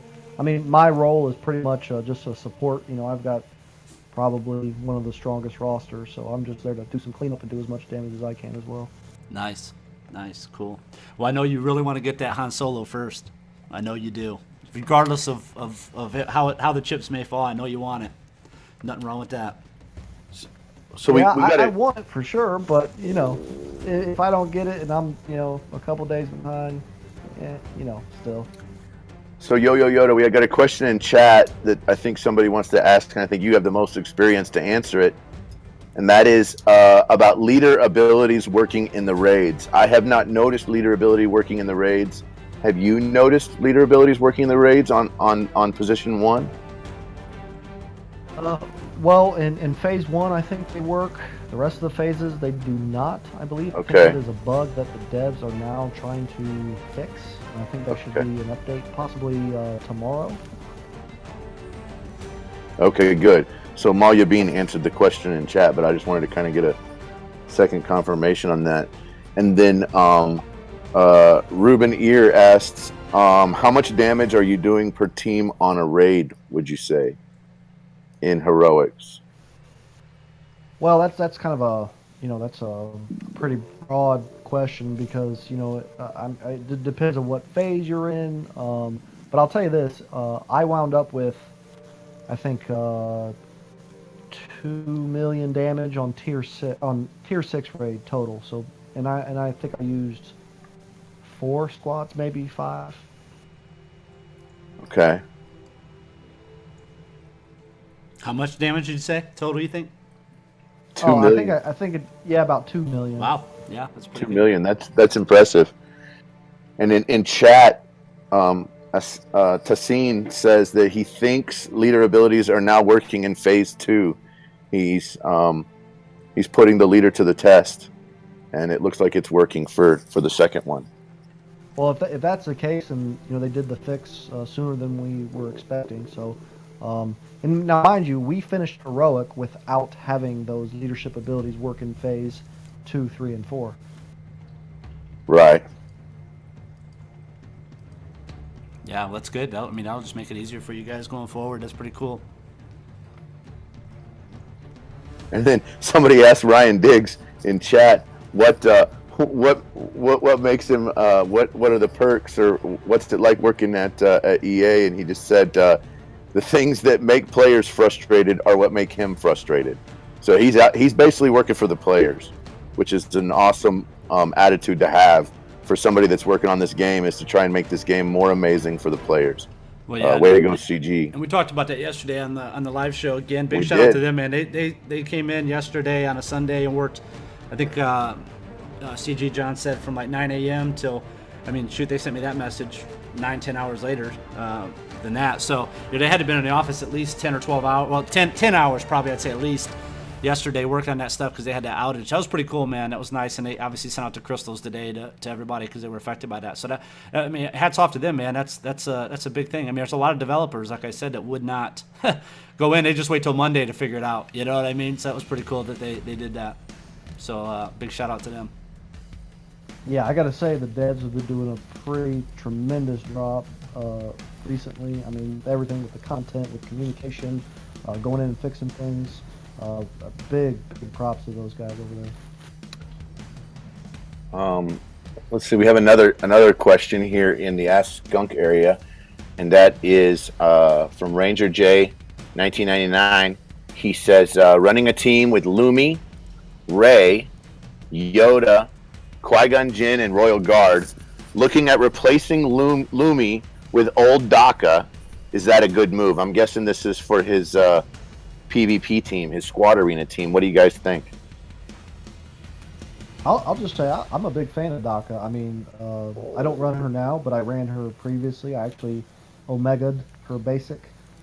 She's a stun machine, especially if you run her in conjunction with Royal Guard.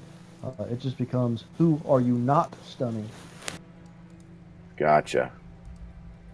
And then, I got to tell you, I run 2 stunners on my PvP team. And there have been a lot of times whenever the stuns have really bailed me out.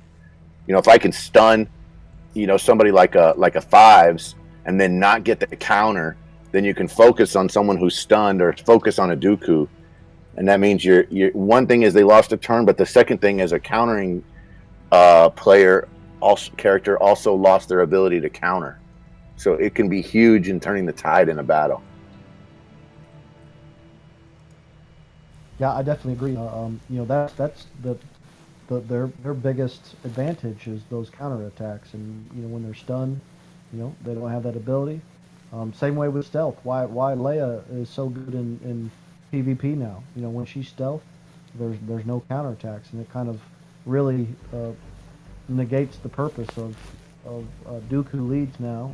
But fives is still pretty strong. CG Ryan had a message here in the chat. I just saw he just said at Skunk, ultimately Amazon misled us. They were doing tests on servers we didn't know about on Sunday, so that's how all that kind of cropped up. So yeah, so I mean it wasn't even something that was their fault, but that was cool. They came in to make sure that got handled and they got it fixed as soon as possible. So appreciate them for doing that. It's pretty cool. Yeah, I mean they're using one of the best server farms then in the world. They're using Amazon as their backups. So that way they can flex into more servers and flex out of more servers as they need to. But I'm really glad that you guys did that. He's also saying that EA is always looking for excellent talent, including the Sacramento studio. So you could go to careers.ea.com and look at helping make great games. So if anybody is really excited about that, I guess go over there and maybe you can become a dev too. I would obviously make a good playtester. Yeah. Yeah, you would. CG Ryan, I did make you a moderator, so you can post that link if you want now. Yeah.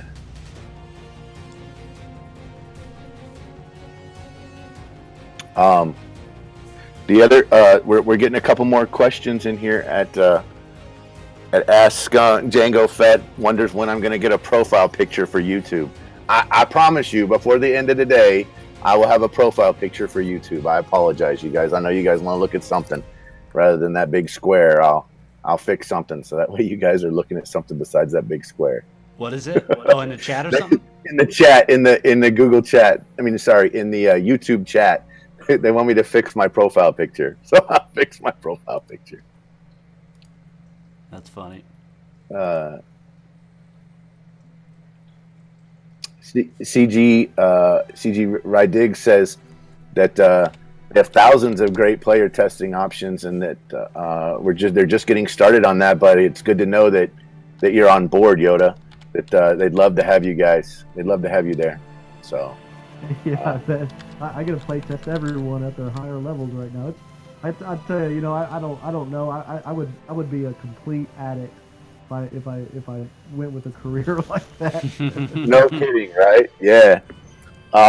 In the Ask Skunk section on Discord, Malia Bean says that he would love to hear your thoughts on team comps for part 2 versus part 3 of the challenges of the raids, rather. Well, again, I haven't really. My position right now is just as the cleanup guy. My role in most of the raids so far has been,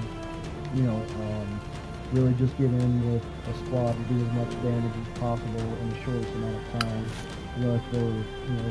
If we need to do a few extra percentage on the Rancor, then that's what I do. So for me, again, I haven't really dug too much into the raid, so it's really hard for me to say, hey, this is the best comp right now. This is what works for phase 1, phase 2, phase 3, phase 4, because for me, I'm just a heavy hitter. I come in swinging my Weasel Slugger and doing as much damage as possible. So I've been trying to, like I said, we've only had I believe 3 raids completed so far, 2 T6 and then the heroic. So as time goes on, I'll definitely share that knowledge. As a matter of fact, I think Team Instinct, we're working on a guide for heroic mode, and that's why I can't go into too many details right now. Sure. Because we want to be on top of that and help the community once we know for sure what works best. Yeah, Yoda, you coming in real quiet too. Check your mic, bro, because they're saying in the thing the audio is really low. Malyu Bean said, Yo-Yo Yoda sounds like a politician. Yeah, he doesn't want to divulge any secrets. Yeah, he doesn't. He's keeping those guarded. Now, when Yo-Yo Yoda first used to come on the show, he was open with everything. He would give us all the good stuff. Now I don't think they're worried about us. Let's see who they would be worried about. They would be worried about Hoth Ski Patrol, I guess, would be the closest ones, or this Lukewarm Taunters or Dark Knights or somebody like that. So maybe maybe they're a little bit concerned. They got a gag order on Yo-Yo Yoda, so they're not letting him say too much. Think about this. Heroic mode gives you 200 leaderboard points there, so we'll be back with a huge lead. Yeah, 400. So once they get to 400, I'm sure Yo-Yo Yoda will be more than forthcoming. So for you guys that want more info from him, he's not giving it like he normally does. I'm sure after they do that, which will probably be today or tomorrow, I would think, right? Yeah, I think the cost on is 60,000 guild. Oh, gotcha. Yeah, that's what's holding it. Yeah. I think we're pretty close to getting. Yeah. So are people just going absolutely crazy with these guild challenges, or everybody being pretty realistic with them? As far as, well, I just know that, I mean, obviously, you guys had the first 80, first level 80, so obviously he had to pump out some crystals to get there. So is it pretty crazy in your guys' leaderboards for the guild activities, or are you guys still pretty kind of just toned it down a little bit now that more people are hitting 80? Yeah, again, our position is, if you invest more crystals in the next guy, getting the top of the leaderboard there, I don't think any of us have been like, I can't get the top there. Matter of fact, I've gotten first place a few times, but I don't need to invest too much anymore, because I can't gain EXP anymore. So just let others have it. And I think a lot of us can feel that way. It's like, yeah, if you take it, so what? Now we do have a common day where you can't go over a certain amount on Arena or Galactic War. Guild activities, or you guys pretty kind of just toned it down a little bit? Hey, can you mute stream patron? Yeah, I got it.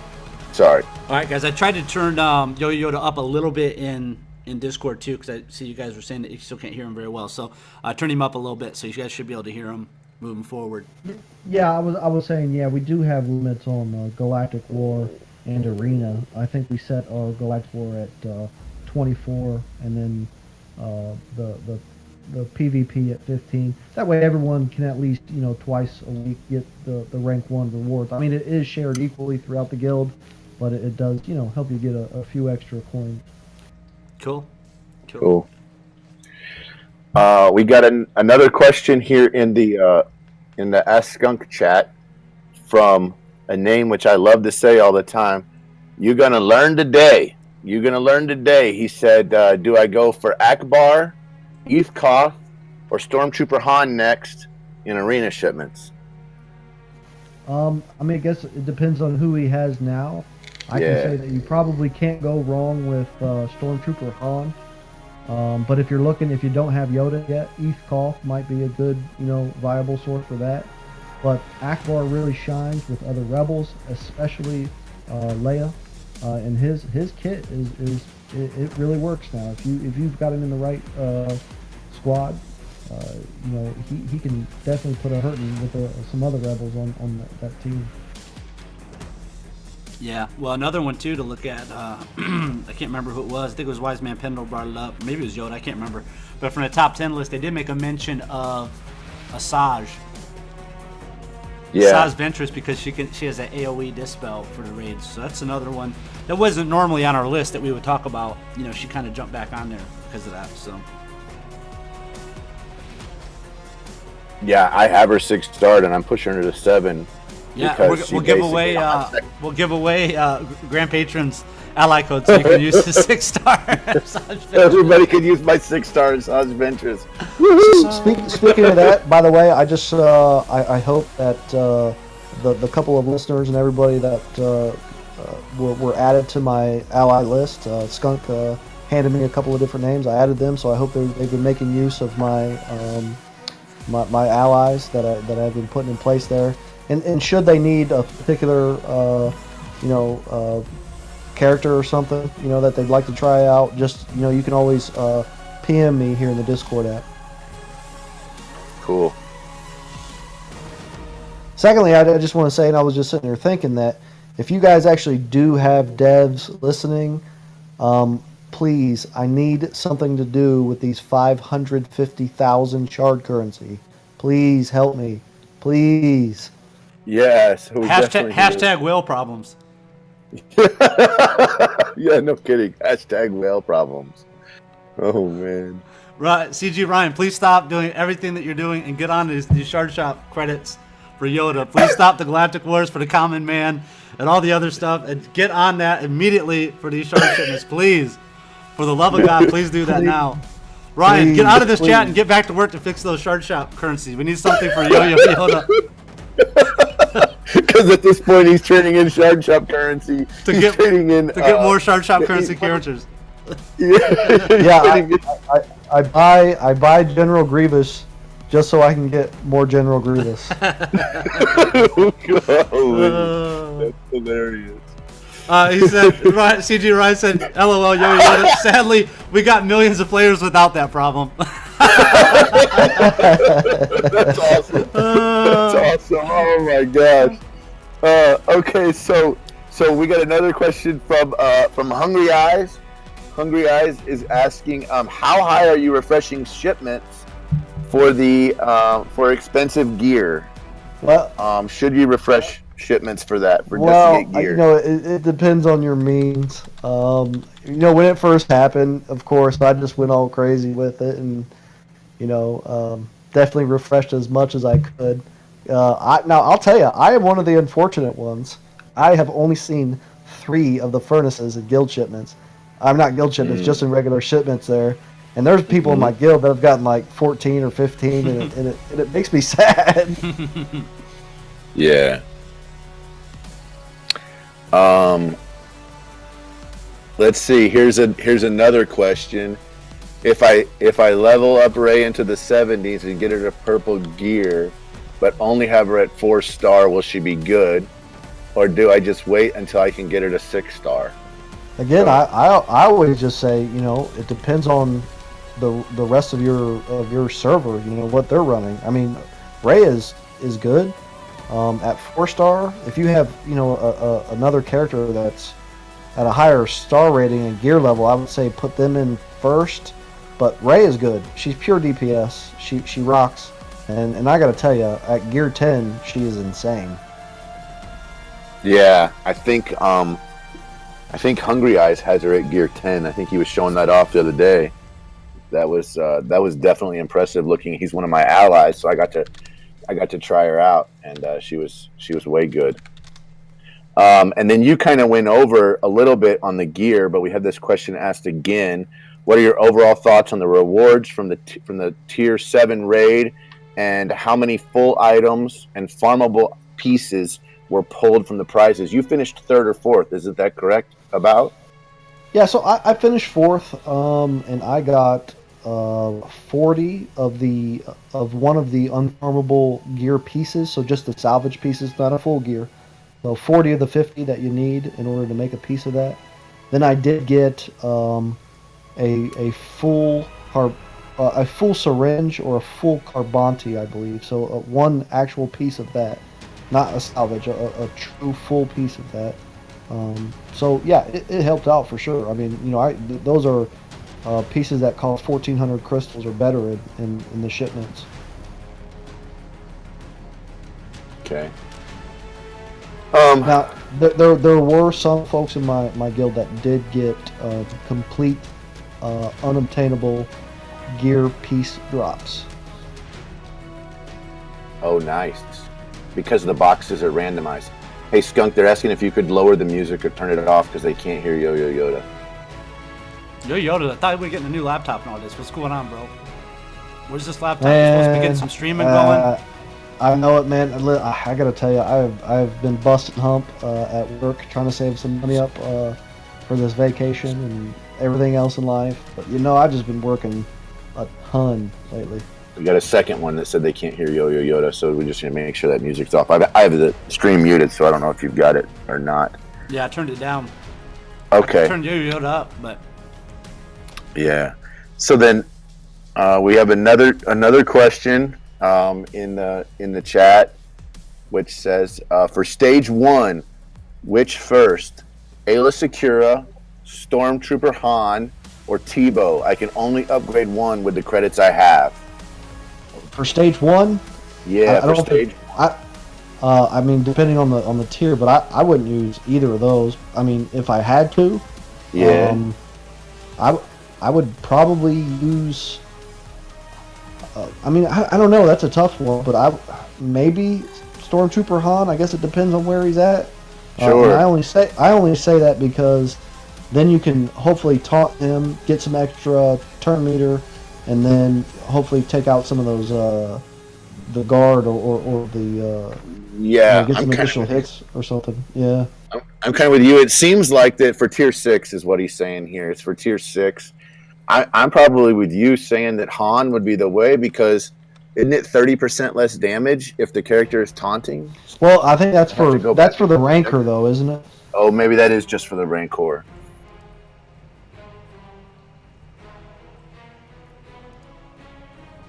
I mean, realistically, the way on a tier 6 is just beat down the captain as much as you can, by whatever means. So typically, my strategy on T6 is just, I mean, the first couple that I ran was just take out the 2 side thugs as quick as possible, and then beat down the captain. Yeah, that's that. I tried to pass those 2 side Gamorrean guards by doing debuffs and taunts. I mean, doing debuffs with either Qui-Gon or with a Asajj Ventress, and I kind of came to a very similar conclusion that you did as far as just kill them and then move on to the big guy. It sounds like your strategy and Skunk's strategy are kind of similar on that deal.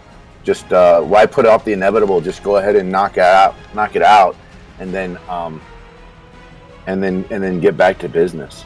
Yeah, right. I mean, because I think if you take out the 2 side ads there, the 2 side guards, then you get some additional shots in on the captain. He can't, you're not distracted, and then, especially if he goes into that enrage mode, they're just going to one shot you. So really, instead of getting 3 1-shots in one round, you're only getting 1 shot in the round, and then you have a chance to at least maybe escape with your tunes or just lay some more damage down on him.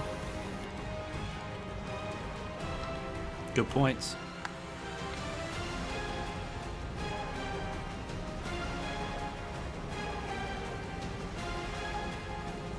There was some other questions that were asked up in here as far as some bugs. They asked this question straight up to CG Rydigs, and he said he's going to work on it. He said Qui-Gon Jinn is bugged.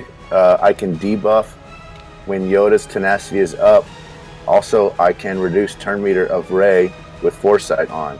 And he said that he knows about that bug and he's working on it. So anyway, it's. So I'm wondering, when is, I know the big update was for the guilds, and I know we can see inside the guild room itself that there looks like there's a planet or something like that, and then some ships. Oh yeah. We've wondering talked about this. Yeah, when they're gonna pop out with that stuff. So that's super cool. We had a big conversation in our own guild about this and about what could that possibly. It appears as though there are potentially three extra tables that will open up inside the guild room. And what do those 3 tables do? And what are they for? It looks. One of them definitely looks like ships, and the planets one I have no idea. And then the one that looks like rings around Saturn, I don't know what that one is either. But those are all exciting. Potentially, maybe the one in the back is a placeholder, but those 2 in the front definitely look like they at least have a general idea that something's going to go there. You guys want to speculate on that? Those look really cool. Well, I think they're going to open up that one. The looks like the planet or the rings around Saturn or something. Planets orbiting each other. I think really they're going to open that feature up just for me, and that they're going to ship me off onto a whole other server by myself. So that way, no one else has to worry about me. Oh gosh, I sure hope not. We like having it's called Planet Ego. Oh man. which is kind of funny though because No, I don't know. which is kind of funny though because Yoda.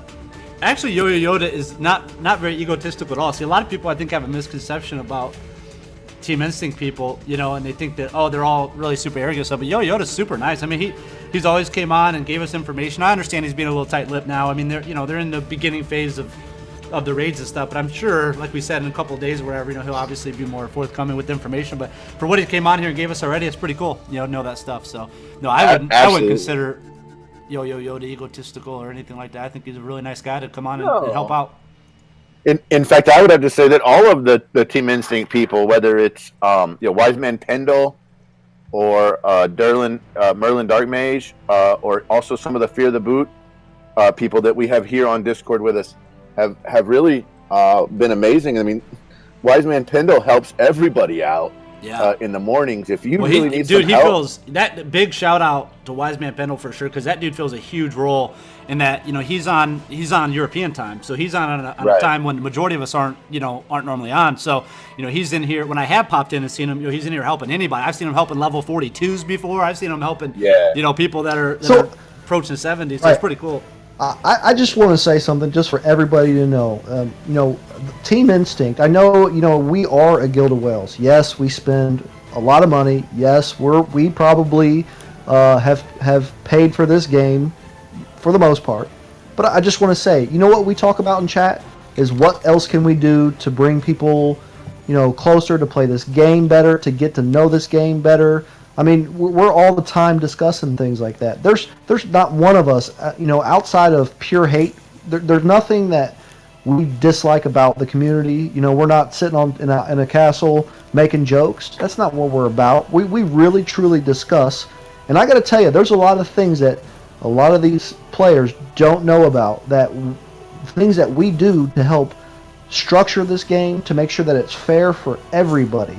Because even though we do, we know that we're going to see the best of the game because we're spending money. But as far as the free-to-play players go and stuff like that, when there's something not right with this game, we tell everybody. We make posts about it. We tell them. We get things changed because we know that it's not just influencing us, but everybody.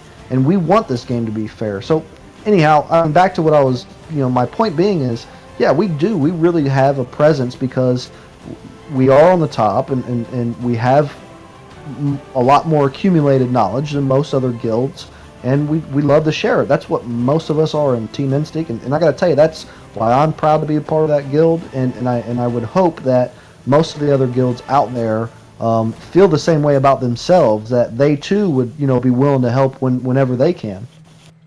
Yeah, absolutely. I agree. Yeah, everybody I've interacted with in Team Instinct has been very, very polite, very nice, very great about giving information. I mean, 2 of our top 10s that we do every week now, are 2 Team Instinct guys. I mean, you guys obviously take time and sit down and write that stuff out for the community. It's really, really appreciated.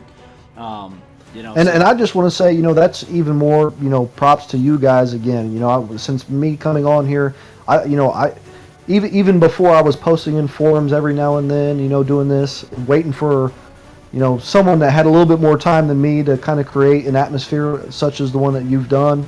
So big shout out to you guys, and this has just been growing and growing and growing, and it's really good. I've played a lot of different games, and it's I haven't quite seen the enthusiasm for this game in other games. So that's why I'm like I said, I'm glad this is, we're able to come on here and talk to whoever wants to listen, because I do, for a mobile game, this has a huge following. All the threads, the posts, the sharing of knowledge, I'm happy to be a part of it, and I'm glad that you give me this outlet to do so. So big props to you, Skunk, man. I appreciate it, man. I appreciate you coming on. I appreciate all the guests that come on and share that information. That's the one thing too. I've seen other groups or whatever, other communities, whatever you want to call them out there, and they just seem like they're real tight-lipped with their information. They don't. It's more like making jokes or bashing each other, even if it's in friendliness, which is fine. But that really doesn't get the information out there. I want to be able to get information out to people. I mean, the majority of our new viewership, new community members, are people that, just like you and I, Yoda, when we started the game, right? What did? We loved it. We got addicted to it, right? And then we started searching for information. So a lot of our new viewership, are very low level. They're just starting the game. So that's exciting to hear from those people. Kind of takes you back, you know, a few months, for you more than me, but you know, takes you back in time a little bit to when you first started the game, and you know how you thought about the game and what your thoughts were. You know, I see, you see these questions all the time, and some people can get upset by them and get mad by them. You know, but these people are asking, you know, hey, is Boba Fett good, or you know, is SWGOH good? Because those are their favorite characters from the Star Wars universe. So you know, I don't get upset by that question. You know, I understand that question. I thought the same thing when I started playing. I'm sure you know Yoda thought these certain characters were gonna be. You got Chewie, man. You're like, oh man, Chewie. Oh, that's so cool. So I'll tell you something really funny. So I was going back through some of my old discussions in the forum, and one of my first forum posts was, "Hey, I've got JC at 4,800 power. Have you seen any higher?" I thought that was just like, oh my gosh! Can you even imagine? Oh man, we got a couple more quick questions. One from YouTube, which is, how are you liking Sunfac? Yeah, and again, I think my top 10 list kind of pointed to this. That guy is ultimate utility. Now, I'm a little disappointed by his AI because he doesn't immediately taunt like I kind of expected him to do. But, you know, just a basic attack dispel that wipes away everything, all the buffs. That is just the best ability that you can possibly have, especially with these RG. You know, and that's the reason why I put Royal Guard at the number 1 on my top 10 character list, because every squad has got him in it right now, and the only way to counter that was by them adding Sunfac. So that's why Sunfac was added. He's going to be a very important character, especially at higher levels. I've only got him to gear 8. Now, once I get one of these unobtainable pieces, I'm definitely going to put it on him first, and that way, because his health pool is just ginormous once he gets up to those gear 10 levels. Right. And then we had another question here in the Ask Skunk area, which was, those guys in Team Instinct who hit level 80, are they in fact getting the 1 Omega Mat per day? Yeah, so this is just my advice. If you're level 79 now, because I experienced this, and I planned it out to be this way, but save one of your daily activities, not the complete all daily activity, but like, you know, complete 5 hard missions or complete 3 light side missions, something like that. Right. And then when you make 80, you will get that Omega for that day, but you get 1 Omega ability every single day. Nice. And you're level 80 now, right, Yoda? I've been 80 for a while now, right? Yeah. A week, 10 days almost now. Yeah. Yep. And then it's pretty much the majority of your guild, and they're all 80s. Yeah, I would say that daily we have folks hitting 80. So I think I would say we're all 78, 79, 80. Cool. Yeah, you know it's coming. And I mean, I'm halfway through 78. If I'm halfway through 78, I'm sure a bunch of those guys are way further along than I am. I would say half of our guild is probably 80 right now. Yeah. Cool. Well, if you guys got any last questions, get those in. We're going to wrap this up in about 10 minutes. So let's see what you guys got. If you got questions, go ahead and hit them up. Put them in Discord, though. That would be great. If you're not in Discord, get over to Discord. Myself, Patron, Yo-Yo Yoda, Wise Man Pendle, tons of people in there. Remon's in there. Cast the Spell is always in there telling you guys something about the game. So, you know, there's always somebody in there talking about it. Looks like they're posting a link. In the chat. I just posted it. So appreciate that. Now, if you haven't done so, please follow us on Twitch as well. We're also streaming on Twitch and Hitbox TV. So if you go over to Twitch, it's Lord_Skunk, and just do a follow over there. We appreciate that. That's what's going to net you your Yo-Yo Yoda ally code every Friday. We're going to give somebody one chance. We did 2, I think, last week to kick it off, but going forward, and Yo-Yo Yoda, I think, like everybody else, keeps you on for at least a week, if not 2 weeks. I think most people are rotating people out every 2 weeks, so it gives you 2 weeks. So if you're his ally, make sure you're taking advantage of that, because it's not going to be forever. That's a short-term thing, but it gives you 2 weeks to play with characters like Sunfac. I think you got Shaman you put in there, right? Sometimes too, Yoda, don't you? Yeah, well, I think I recently rotated in my Sunfac, my high-leveled Tusken Raider. I put in Barriss Offee, my Gear 10 Barriss Offee in there. I think I put Old Ben in there.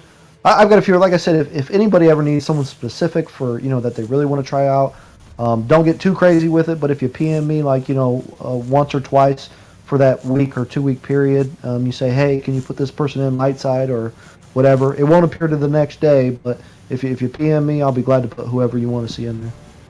Cool. Yeah, you can do that right out of our Discord. So if you're not in Discord, make sure you get over to Discord. They're posting links in the live chat. Just click on that button. It'll take you right in. And then we're doing questions out of the Ask Skunk channel. If you have any last-minute questions. Well, I do have one more last-minute question. If the devs are listening, please, can you fix the shard shop? Let me spin some of these shards. He made a comment in the YouTube chat about it and said that I know, but I'm asking again, please. Yeah, well, if you're gonna slide Slave Leia in there, if you can't slide her in PvP arena, slide her into Shard Shop, and then you'll. Heck yeah, Grievous, not even comparable to Leia. If you guys are thinking about making like customization for tunes or something, throw that in there. I'll glad to spend all my Shard Shop. Different skins. Yeah, they could do different skins. Yeah, that would be cool. I'll buy all purple lightsabers. Leia. Yeah. So you could turn regular Leia into Slave Leia with a skin. That would be kind of sweet. Yeah. Yeah. So instead of triple tapping with their pistol, she triple taps you with the chain. So. Yeah, that would be cool. Yeah. Yeah, that's funny. Yeah, that's cool. They could do that. I mean, they could do skins. I mean, look at like Heroes of the Storm. I mean, they make bank off those skins. Tons of money off those skins. So yeah. I'm done putting money in this game. Yeah, well, you don't. I mean, there's really no point now. Yeah, well, until they release a new character. until they release a new character, and then he's got to have them. Yeah, he said that. Just keep in mind, guys. Everything that we say in his live streams, you can go back. It's all archived, right? It's not going anywhere. Yo Yoda said this 2 weeks or a week and a half before Sun Fat came out. He's like, I'm done spending any money on this game. We're done for me to do. And then guess what? Sun Fat came out was the first thing Yo Yoda did. Screenshot, Discord, boom, Sun Fat, 7 stars. I was like, here we go. So Ricky has another question. He says, could you guys please clarify on the turn meter of the door switch control, how best to go forward and how fast it generates and his particular one is for tier 6. But I think we can pretty much talk about it in generalities on whichever tier you're on, as far as the door switch that comes and how the gate that comes down on top of the Rancor. I mean, is he asking, how my approach is? Well, yeah, like how your approach is, or how fast it generates, those kind of things. I don't know. I've only went. I don't think I've ever done the door 2 times in one. No, I've never done the door 2 times in one phase. I mean, one continual battle. I just get in there, just pay attention to what Ranker's abilities are doing. And I think I definitely try to topple him before he does that Devour ability on phase 2 or phase 3. And then if you can plan around that door as far as knowing what it does, we know it does automatic crits. So if you can plan around those door phases, it really behooves you to try to find characters that might do well with automatic crits. That's all I'm saying. Nice.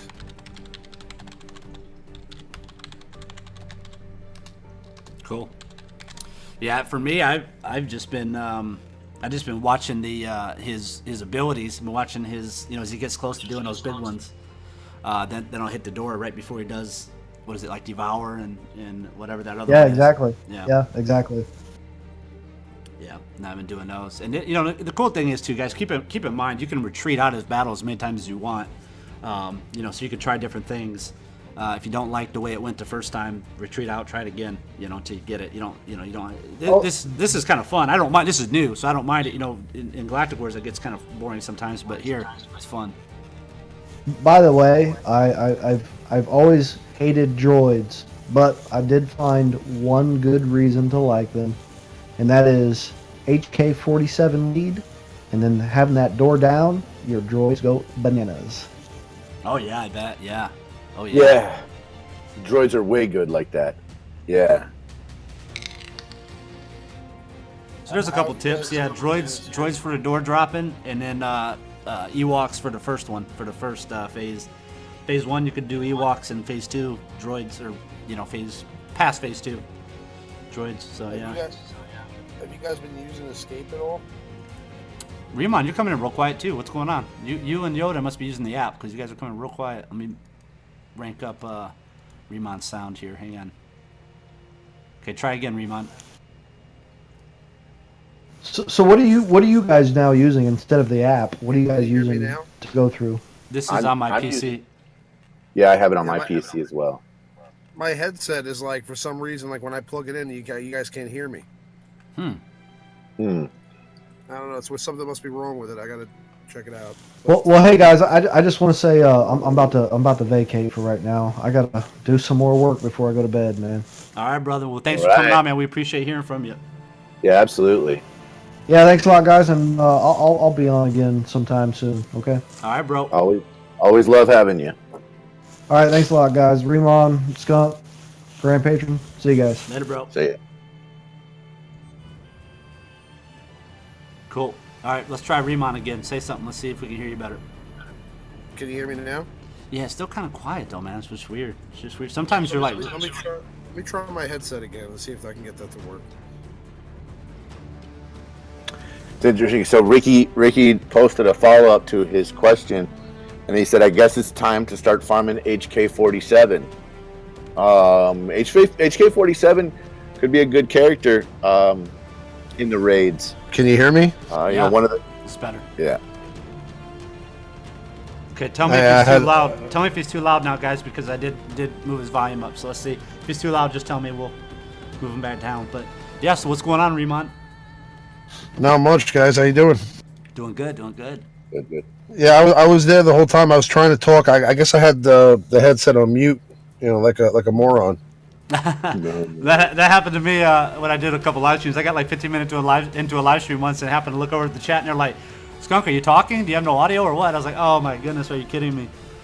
I just thought what I had to say wasn't that interesting. Well, man, hey, we'll never know, bro. We'll never know now. Yeah. So Dats in the chat. I don't know how you say the last name.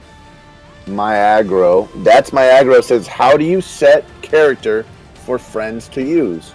So the way you set a light side character is by running a light side battle, and the character that you put in as leader is that light side character for other people to share. And then the same thing works on dark side.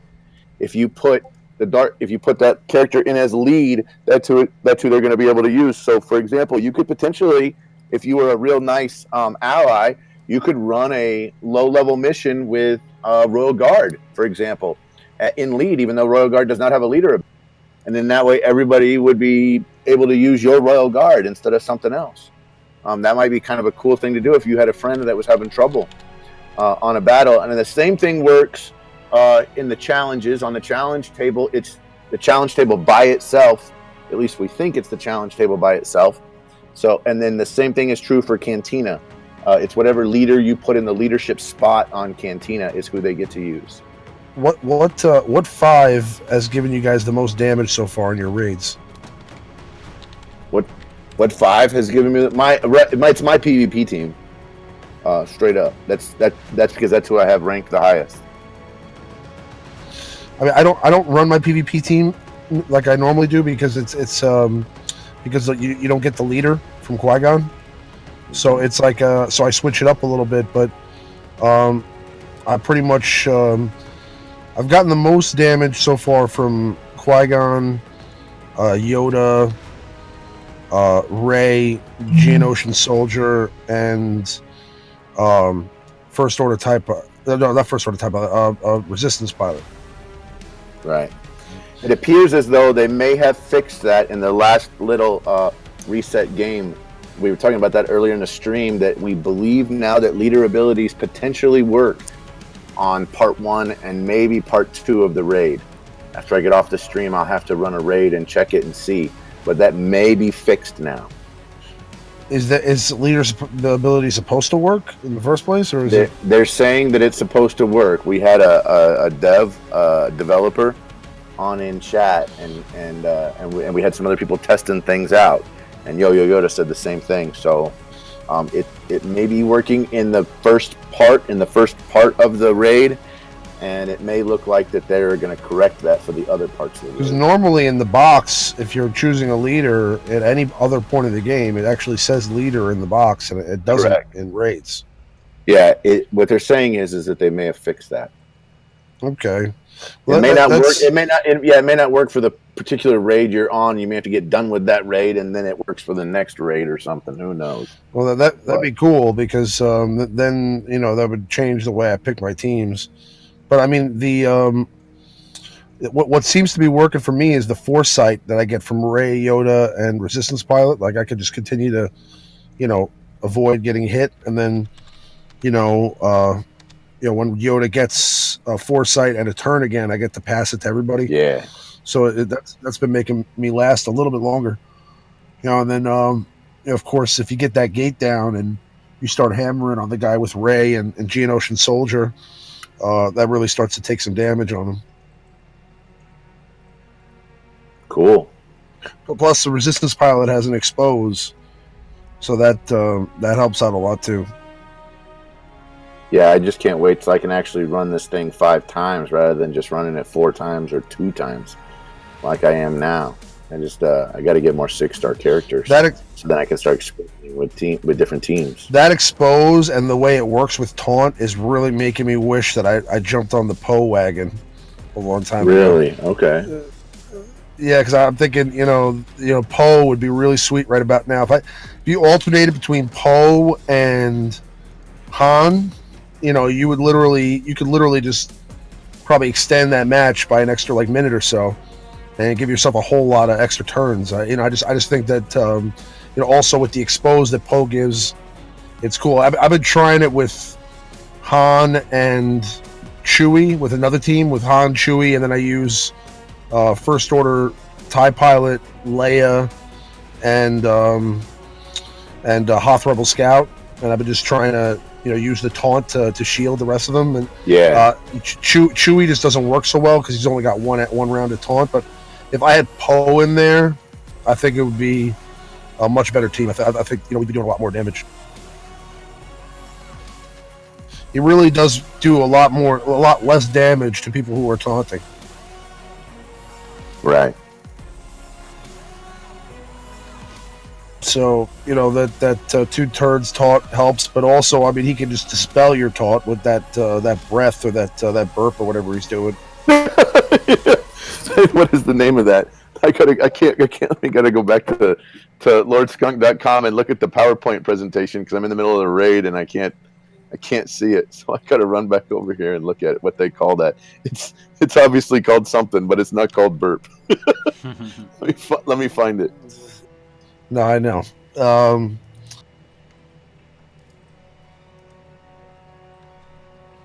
Somebody in chat, I'm sure, would have said it by now. But that's the worst when he dispels your taunt or your foresight and then he smacks you. Oh, that's horrible. This pretty much decimates your whole team because if you're running a Bellow, it's called Bellow. Bellow is what it's called. If you're running a DPS team, I mean, you're talking about all he needs to do is smack Rey 2 times and she's done. Yeah. So, like I said, those taunters really help out with extending the match. Oh yeah, well they get 30% less damage. You're getting 30% less damage. That's huge. Plus, if you threw maybe Yoda in there too, with the turn meter reduction you get from Poe, and the turn meter reduction you get from Yoda, and foresight. Well, that's kind of what Team Instinct said in their post on the official forums. Was they basically called Yoda the MVP. That's why they said they finally understood why and it's so why I want the Yoda event to come back. Because effectively, as of tomorrow, I am ready for Yoda event. Because I really need and want a 7-star Yoda, especially if they're saying, excuse me, that in Phase 4, Yoda's MVP because of everything he can do. I definitely want to look at that character. It's not going to be easy this time if Yoda has protection. Yeah, you make a good point. I don't know. I mean, it wasn't really easy last time. I imagine with protection, it's going to be just silly, ridiculous. Yeah. It took me an hour straight, like nonstop trying to get. I know some people have had easier times getting it, because it just worked out. But I mean, like, it took me an hour straight of just like crazy attempts to get that. We have one last question over here in Ask Skunk, and Skunk, this and Riemann, this question will probably be for both of you guys. He says this is one of the guys that's in my guild, BCT 11554. He says, I am Jedi heavy. How do I get by light side 1A hard? That's where you're going against Riemann's favorite person. I think you're going against Darth Maul in that one. If I'm not mistaken, that's the one where if you were to hard mode it, you would get the Boba Fett shards. And yeah, you're going up against a Darth Maul who appears to be gear level 11. The maybe gear level 12, something like that. Anyway, seriously hard Darth Maul. Have either of you gotten past that light side 8A? 8A. Yeah. It's the first stage of the new light side battles. Yeah. Let's do it The right Darth now. Maul. Yeah, you gonna put it on the Yeah. screen? Can you put it on the screen On and the we can see screen right it? now. Awesome. All right, let's take in probably just Barris. Man, I don't have. I gotta get back to my old allies I had before. I could take Riemann's level 70 Barris. That's not gonna get me through though, boys. Let's take this 6100 from Obi-Wan. My Barris is just fine. Okay, she just needs a couple of points. And maybe a furnace. I furnace Ahsoka today. Did you really? Nice. Oh yeah, I totally did it. Okay, so this is Jedi heavy, except I have Rey involved on this team here. So we'll see how we do. So you had a furnace pop in the shipment for you? Yeah, I had a furnace pop up, and I gave it. I was contemplating who to give it to. I mean, I have like I could give it to TIE Pilot or a couple other people. I use Ahsoka in my, or I could give it to like Rey to get her to gear 10. But I mean, I just I use Ahsoka in PvP, so I put it on her. She got to gear 9. She got up like another 700 power with all the gear that I slept on afterwards. So I mean, she's looking pretty good right now. We just lost Qui-Gon. Yeah, that hurts. Who's lead, Barris? Barris lead and Lumi lead. Yeah, Barris was the borrow of the ally. I might move Qui-Gon to lead. I think when you borrow Barris, though, you use her leader ability and not Qui-Gon's. Oh, really? I thought you got both. I did too. No. You get. That's the whole point of it, I thought. Yeah, that's the whole. You get both leader abilities when you borrow an ally. You sure about that? Yes, because both of them come up on the screen. Both their leader abilities flash on the bottom left of the screen. You could be right about that. I could be mistaken, but I mean, I just thought you got the allies' leader ability and not yours.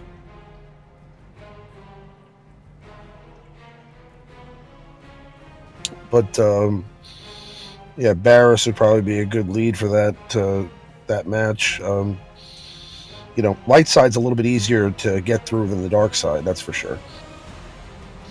Dark side's difficult. Did I do the right one?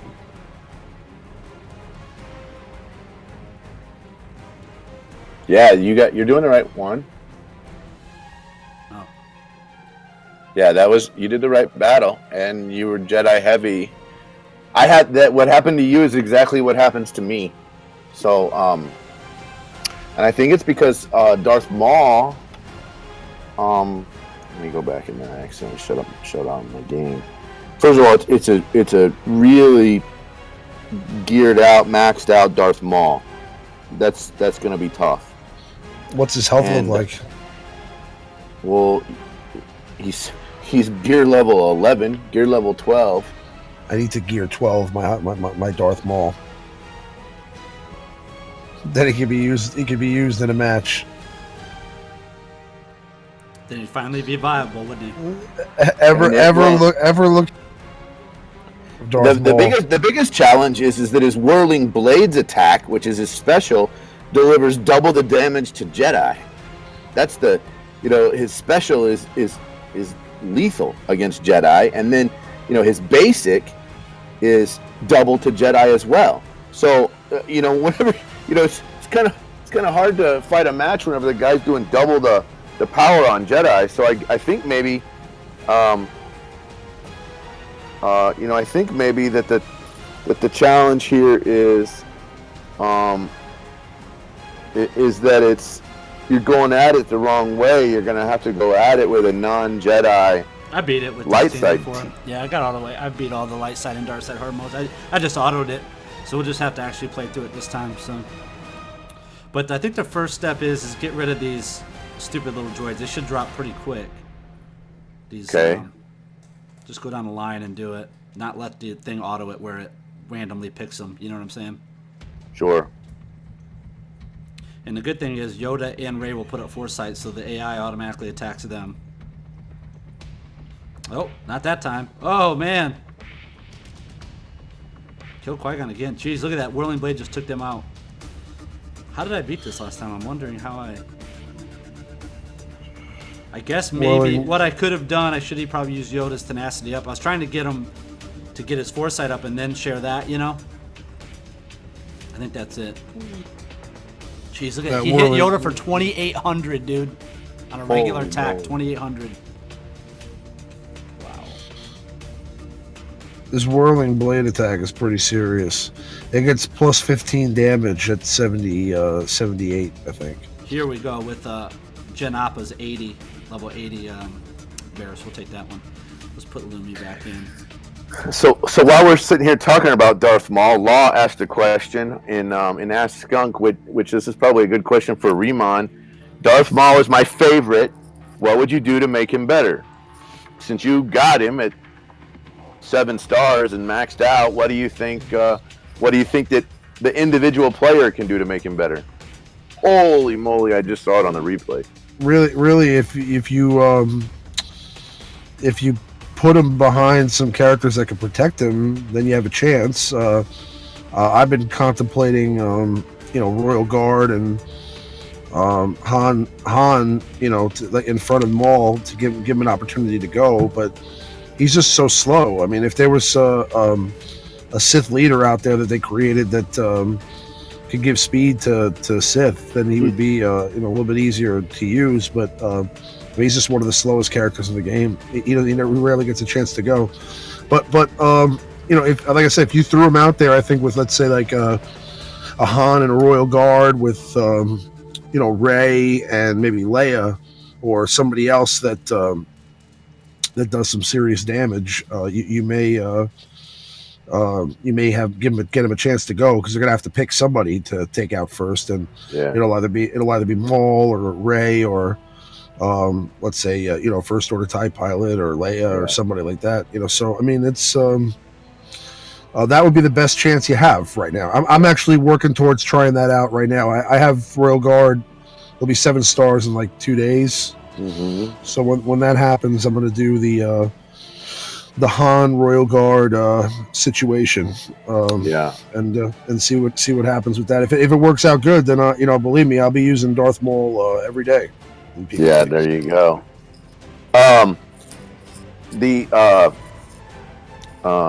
Zoe Faye said, "Nerdy rebels are the new hipsters, man." He's basically saying that you can knock this out if you're using a rebel team, but that it's really hard with that all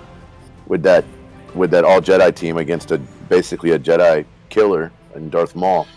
And then Steven C, just real quick, I know we're going to cut the stream here in a little bit, but Lord Skunk, Steven C asked, I know you've answered this before, but he said, what mic are you using?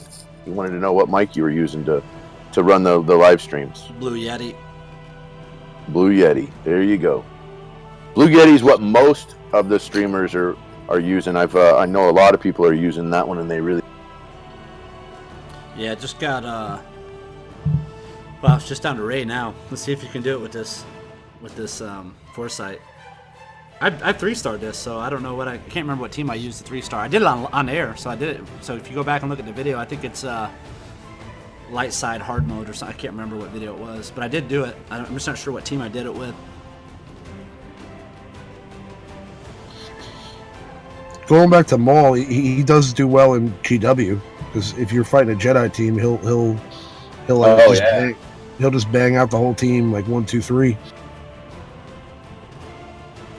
You get one character killed with Maul's basic, and then he'll just ba-boom, ba-boom, ba-boom, like knock off the next like 4 guys in a row.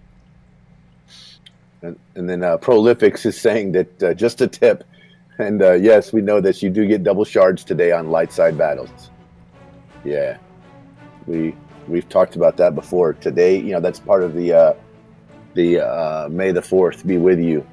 Is today is light side battles. So, yeah, we're definitely going to go all in and hit up our light side battles, our light side hard nodes for the double materials and the double shards. And you could definitely throw those in the shard shop, which would be nice. John Wilkinson says, Rebel Scout with stun definitely helps in this one. Yeah, that might have been what I did. I can't remember now.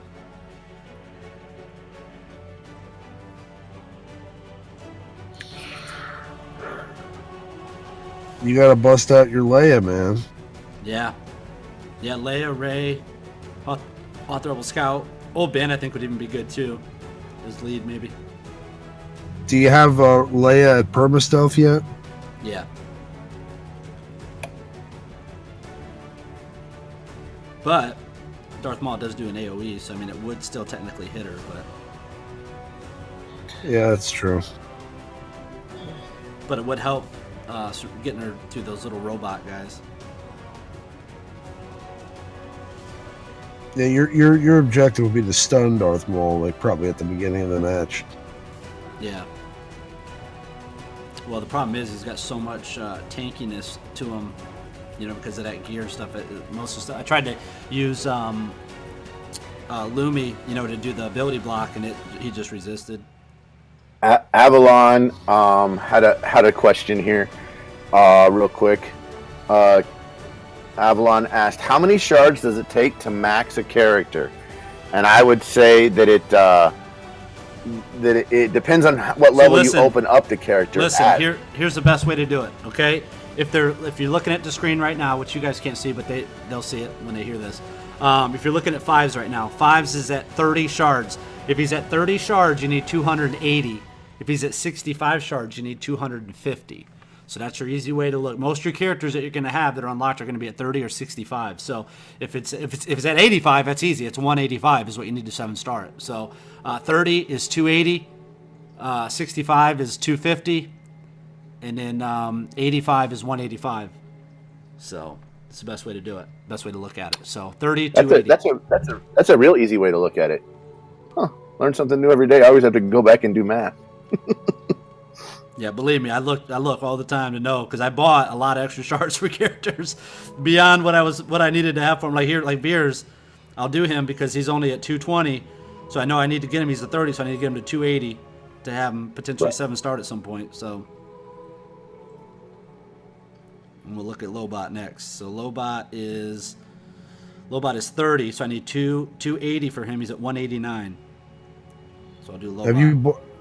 Have you bought any chromiums lately? No. How long has it been since I bought a chromium? Probably 2 months? 2 months? Yeah. I'm out on that. You should do a Darktron binge. Yeah, right. You mean Whaletron? Man, I saw him do that the other day. He had those 2 videos where he was pulling them. And I was excited for him on one level, and at the other level, I'm like, man, just stop, please. I was like, bro, listen, he was on the show yesterday, and I was like, bro, he's talking about Sunfac and all that, and he told us how much it cost him, to get to the 6-star Sunfac and all that. He's got 6 stars and 5 shards towards 7, And I said, dang, dog. I said, you should have took that money down to the casino, man. Doubled that up on blackjack. You know what I'm saying? Just went blackjack. Go bet it all on black. That's what I do when I go to Vegas, man. Bet it all on black. Bet it all on black, man. You got a 48% chance of getting that. You know, 48% chance of doubling your money. And he's like, I can't. He goes, I can't get to the casino. He goes, I don't have a car to get there. I'm like, dang, dog, you spent $1,000 to get Sun Fact. You should have invested that in a down payment on a car player. You know what I'm saying? But we could have doubled that money up. But yeah, man, hey, whatever people want to do. Exactly. Yeah, whatever they want to do, man. It's just interesting hearing different stories and the way different people do it. That's why I love the show. I just wish Darktron, if he with this immaculate roster that he had, would put up more than 400,000 damage against the Rancor. Well, that was also what we talked about in the live show yesterday. Busted on him, my goodness. Yeah, he's like, I don't want people to see how much damage. If I do a little bit of damage, I don't want to be able to see it. I'm like, oh, that's funny, man. That's funny. He's got a freaking Sun Fact. What's he doing out there? Yeah, what's going on with this cat? That's funny. Oh man, you guys are awesome. Hey, everybody's asking in the chat if we're gonna have the after party after the stream tonight in the SWGOH chat. You couldn't keep Remont away if you tried. I know it. We will all be in SWGOH chat after the stream is all over.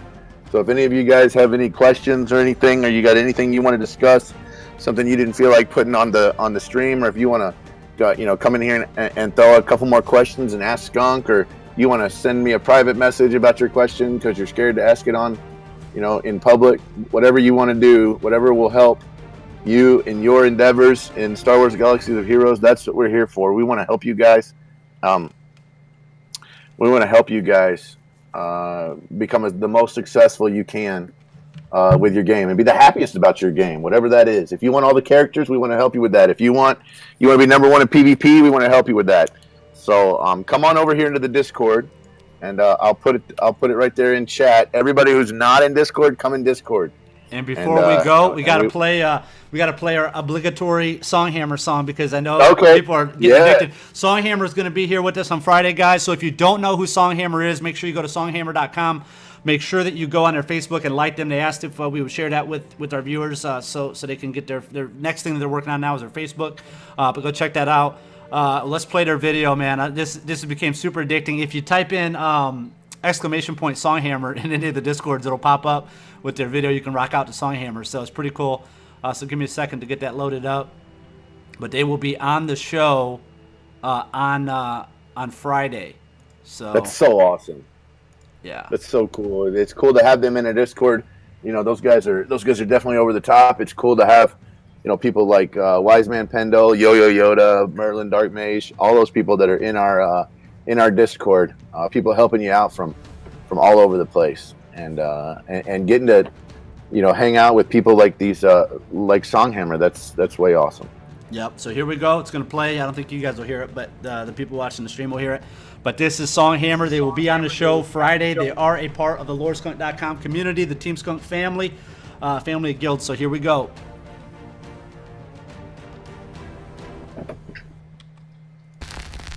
Alliance, diplomacy, and we both spill blood on a foreign shore. Alliance, diplomacy, and we both won't stop till there ain't no more. Little horde babies, you must be trolling. Yeah, man, I can't believe these guys think they're on our level. You thought that you were smart when you were picking out your race. But like a demigod in stereo, we punch you in the face. You think you're good at dropping beats? We're good at dropping fat guitars. We're gonna drop a load on top of you And whisper, yeah. Like mucolytic agents, we're gonna make you choke. Our fist is an expectorant, we'll shove it down your throat. The horde is like a virus, and rock is the disease. We're gonna take a torch to Orgrimmar and bring you to your knees. Alliance, diplomacy, and we both spill blood on a foreign shore. Alliance, diplomacy, and we both won't stop till there ain't no more. You try to step up like a champ, We're gonna knock you to the floor. you grovel like a chimp. Don't wanna do this anymore. So take your baggy pants and your pussycat flag. We just put you in your place, yo. This battle's in the bag. You think this battle's over, but it's only just begun. You got a couple puny handlers, but our dogs are making guns. You wanna put me in my place, we're gonna put you in the ground. We're the lords of Draenor, and we've come to claim our crown. Alliance, diplomacy, and we both spill blood on a foreign shore. Alliance.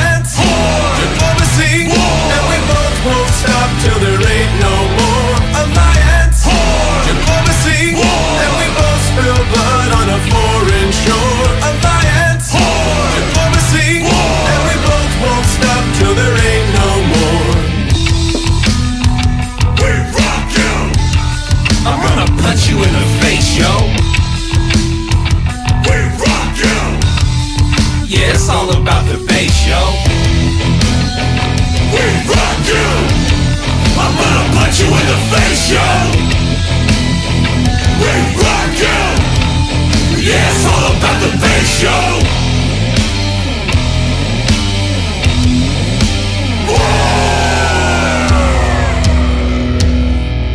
Alliance, diplomacy, and we both spill blood on a foreign shore. Alliance, diplomacy, and we both won't stop till there ain't no more. Alliance, diplomacy, and we both spill blood on a foreign shore. Alliance, diplomacy, and we both won't stop till there ain't no more. We bring the fire like cataclysm, we shattering all your hopes. So pack your bags and them strands of hair hanging off your noggin like ropes. You're rock and roll, we need a level 95 boost to match all these flows. So if you're feeling froggy, then bring yourself to Stormwind where anything goes. We the winners, Alliance all day. What's with all the sunglasses all the time? What you got to hide? Sit down, y'all. Rap is king. Rock is dead. Yes, y'all deserve to die, and I hope y'all burn in hell. This ain't no puzzle game. This ain't no platformer. Guys rocking that armor, where'd you get that at a garage sale? Leroy Jenkins. Yeah.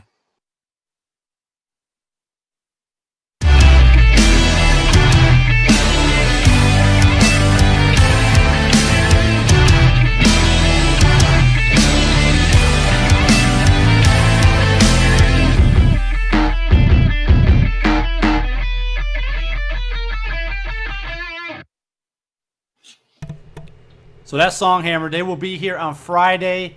We tried to get them on last Friday, but they're doing a movie soundtrack with Sony Studios. That was pretty cool. So they couldn't be here last Friday. So we're gonna get them on this Friday. So if you haven't done so, make sure you go over to their Facebook. It's Songhammer on Facebook, and make sure you give them a like. Check out their website, songhammer.com. Pretty cool guys, man. They got to play at several BlizzCons. They got to travel around the world. Playing at BlizzCons. They got to play with Metallica. That's got to be every musician's dream to play with a band like Metallica. So that's pretty cool. So they will be here. Also, I'm going to get up tonight. We're going to put together another tweet that you guys can retweet. Make sure you get this promoted so people know that they're going to be here. They'll come out to the show. We'll get that going, and then you guys can win album downloads from Songhammer when they're on Friday. So that'll be cool. Be cool to hear from those guys. So make sure you're checking lordskunk.com. Check the promotions up there. In the corner for all the promotions going on. Make sure you guys get in on those. But it's really cool, man. I'm excited to have those guys on. Excited to hear what they have to say and what they've been doing. I got some good questions, man. I want to ask them. I kind of know how they get into doing this. How to get into this stuff. It's pretty cool. I'm assuming they're musicians that took their love of cosplay and being in a band and put it together. It's pretty cool. But yeah, we'll have the after party after this live stream. So as soon as this live stream ends, make sure you head over to Discord. Jump in there. We will do some questions and hang out with you guys for a little bit, and get that going. So make sure if you're not in Discord, you get in Discord.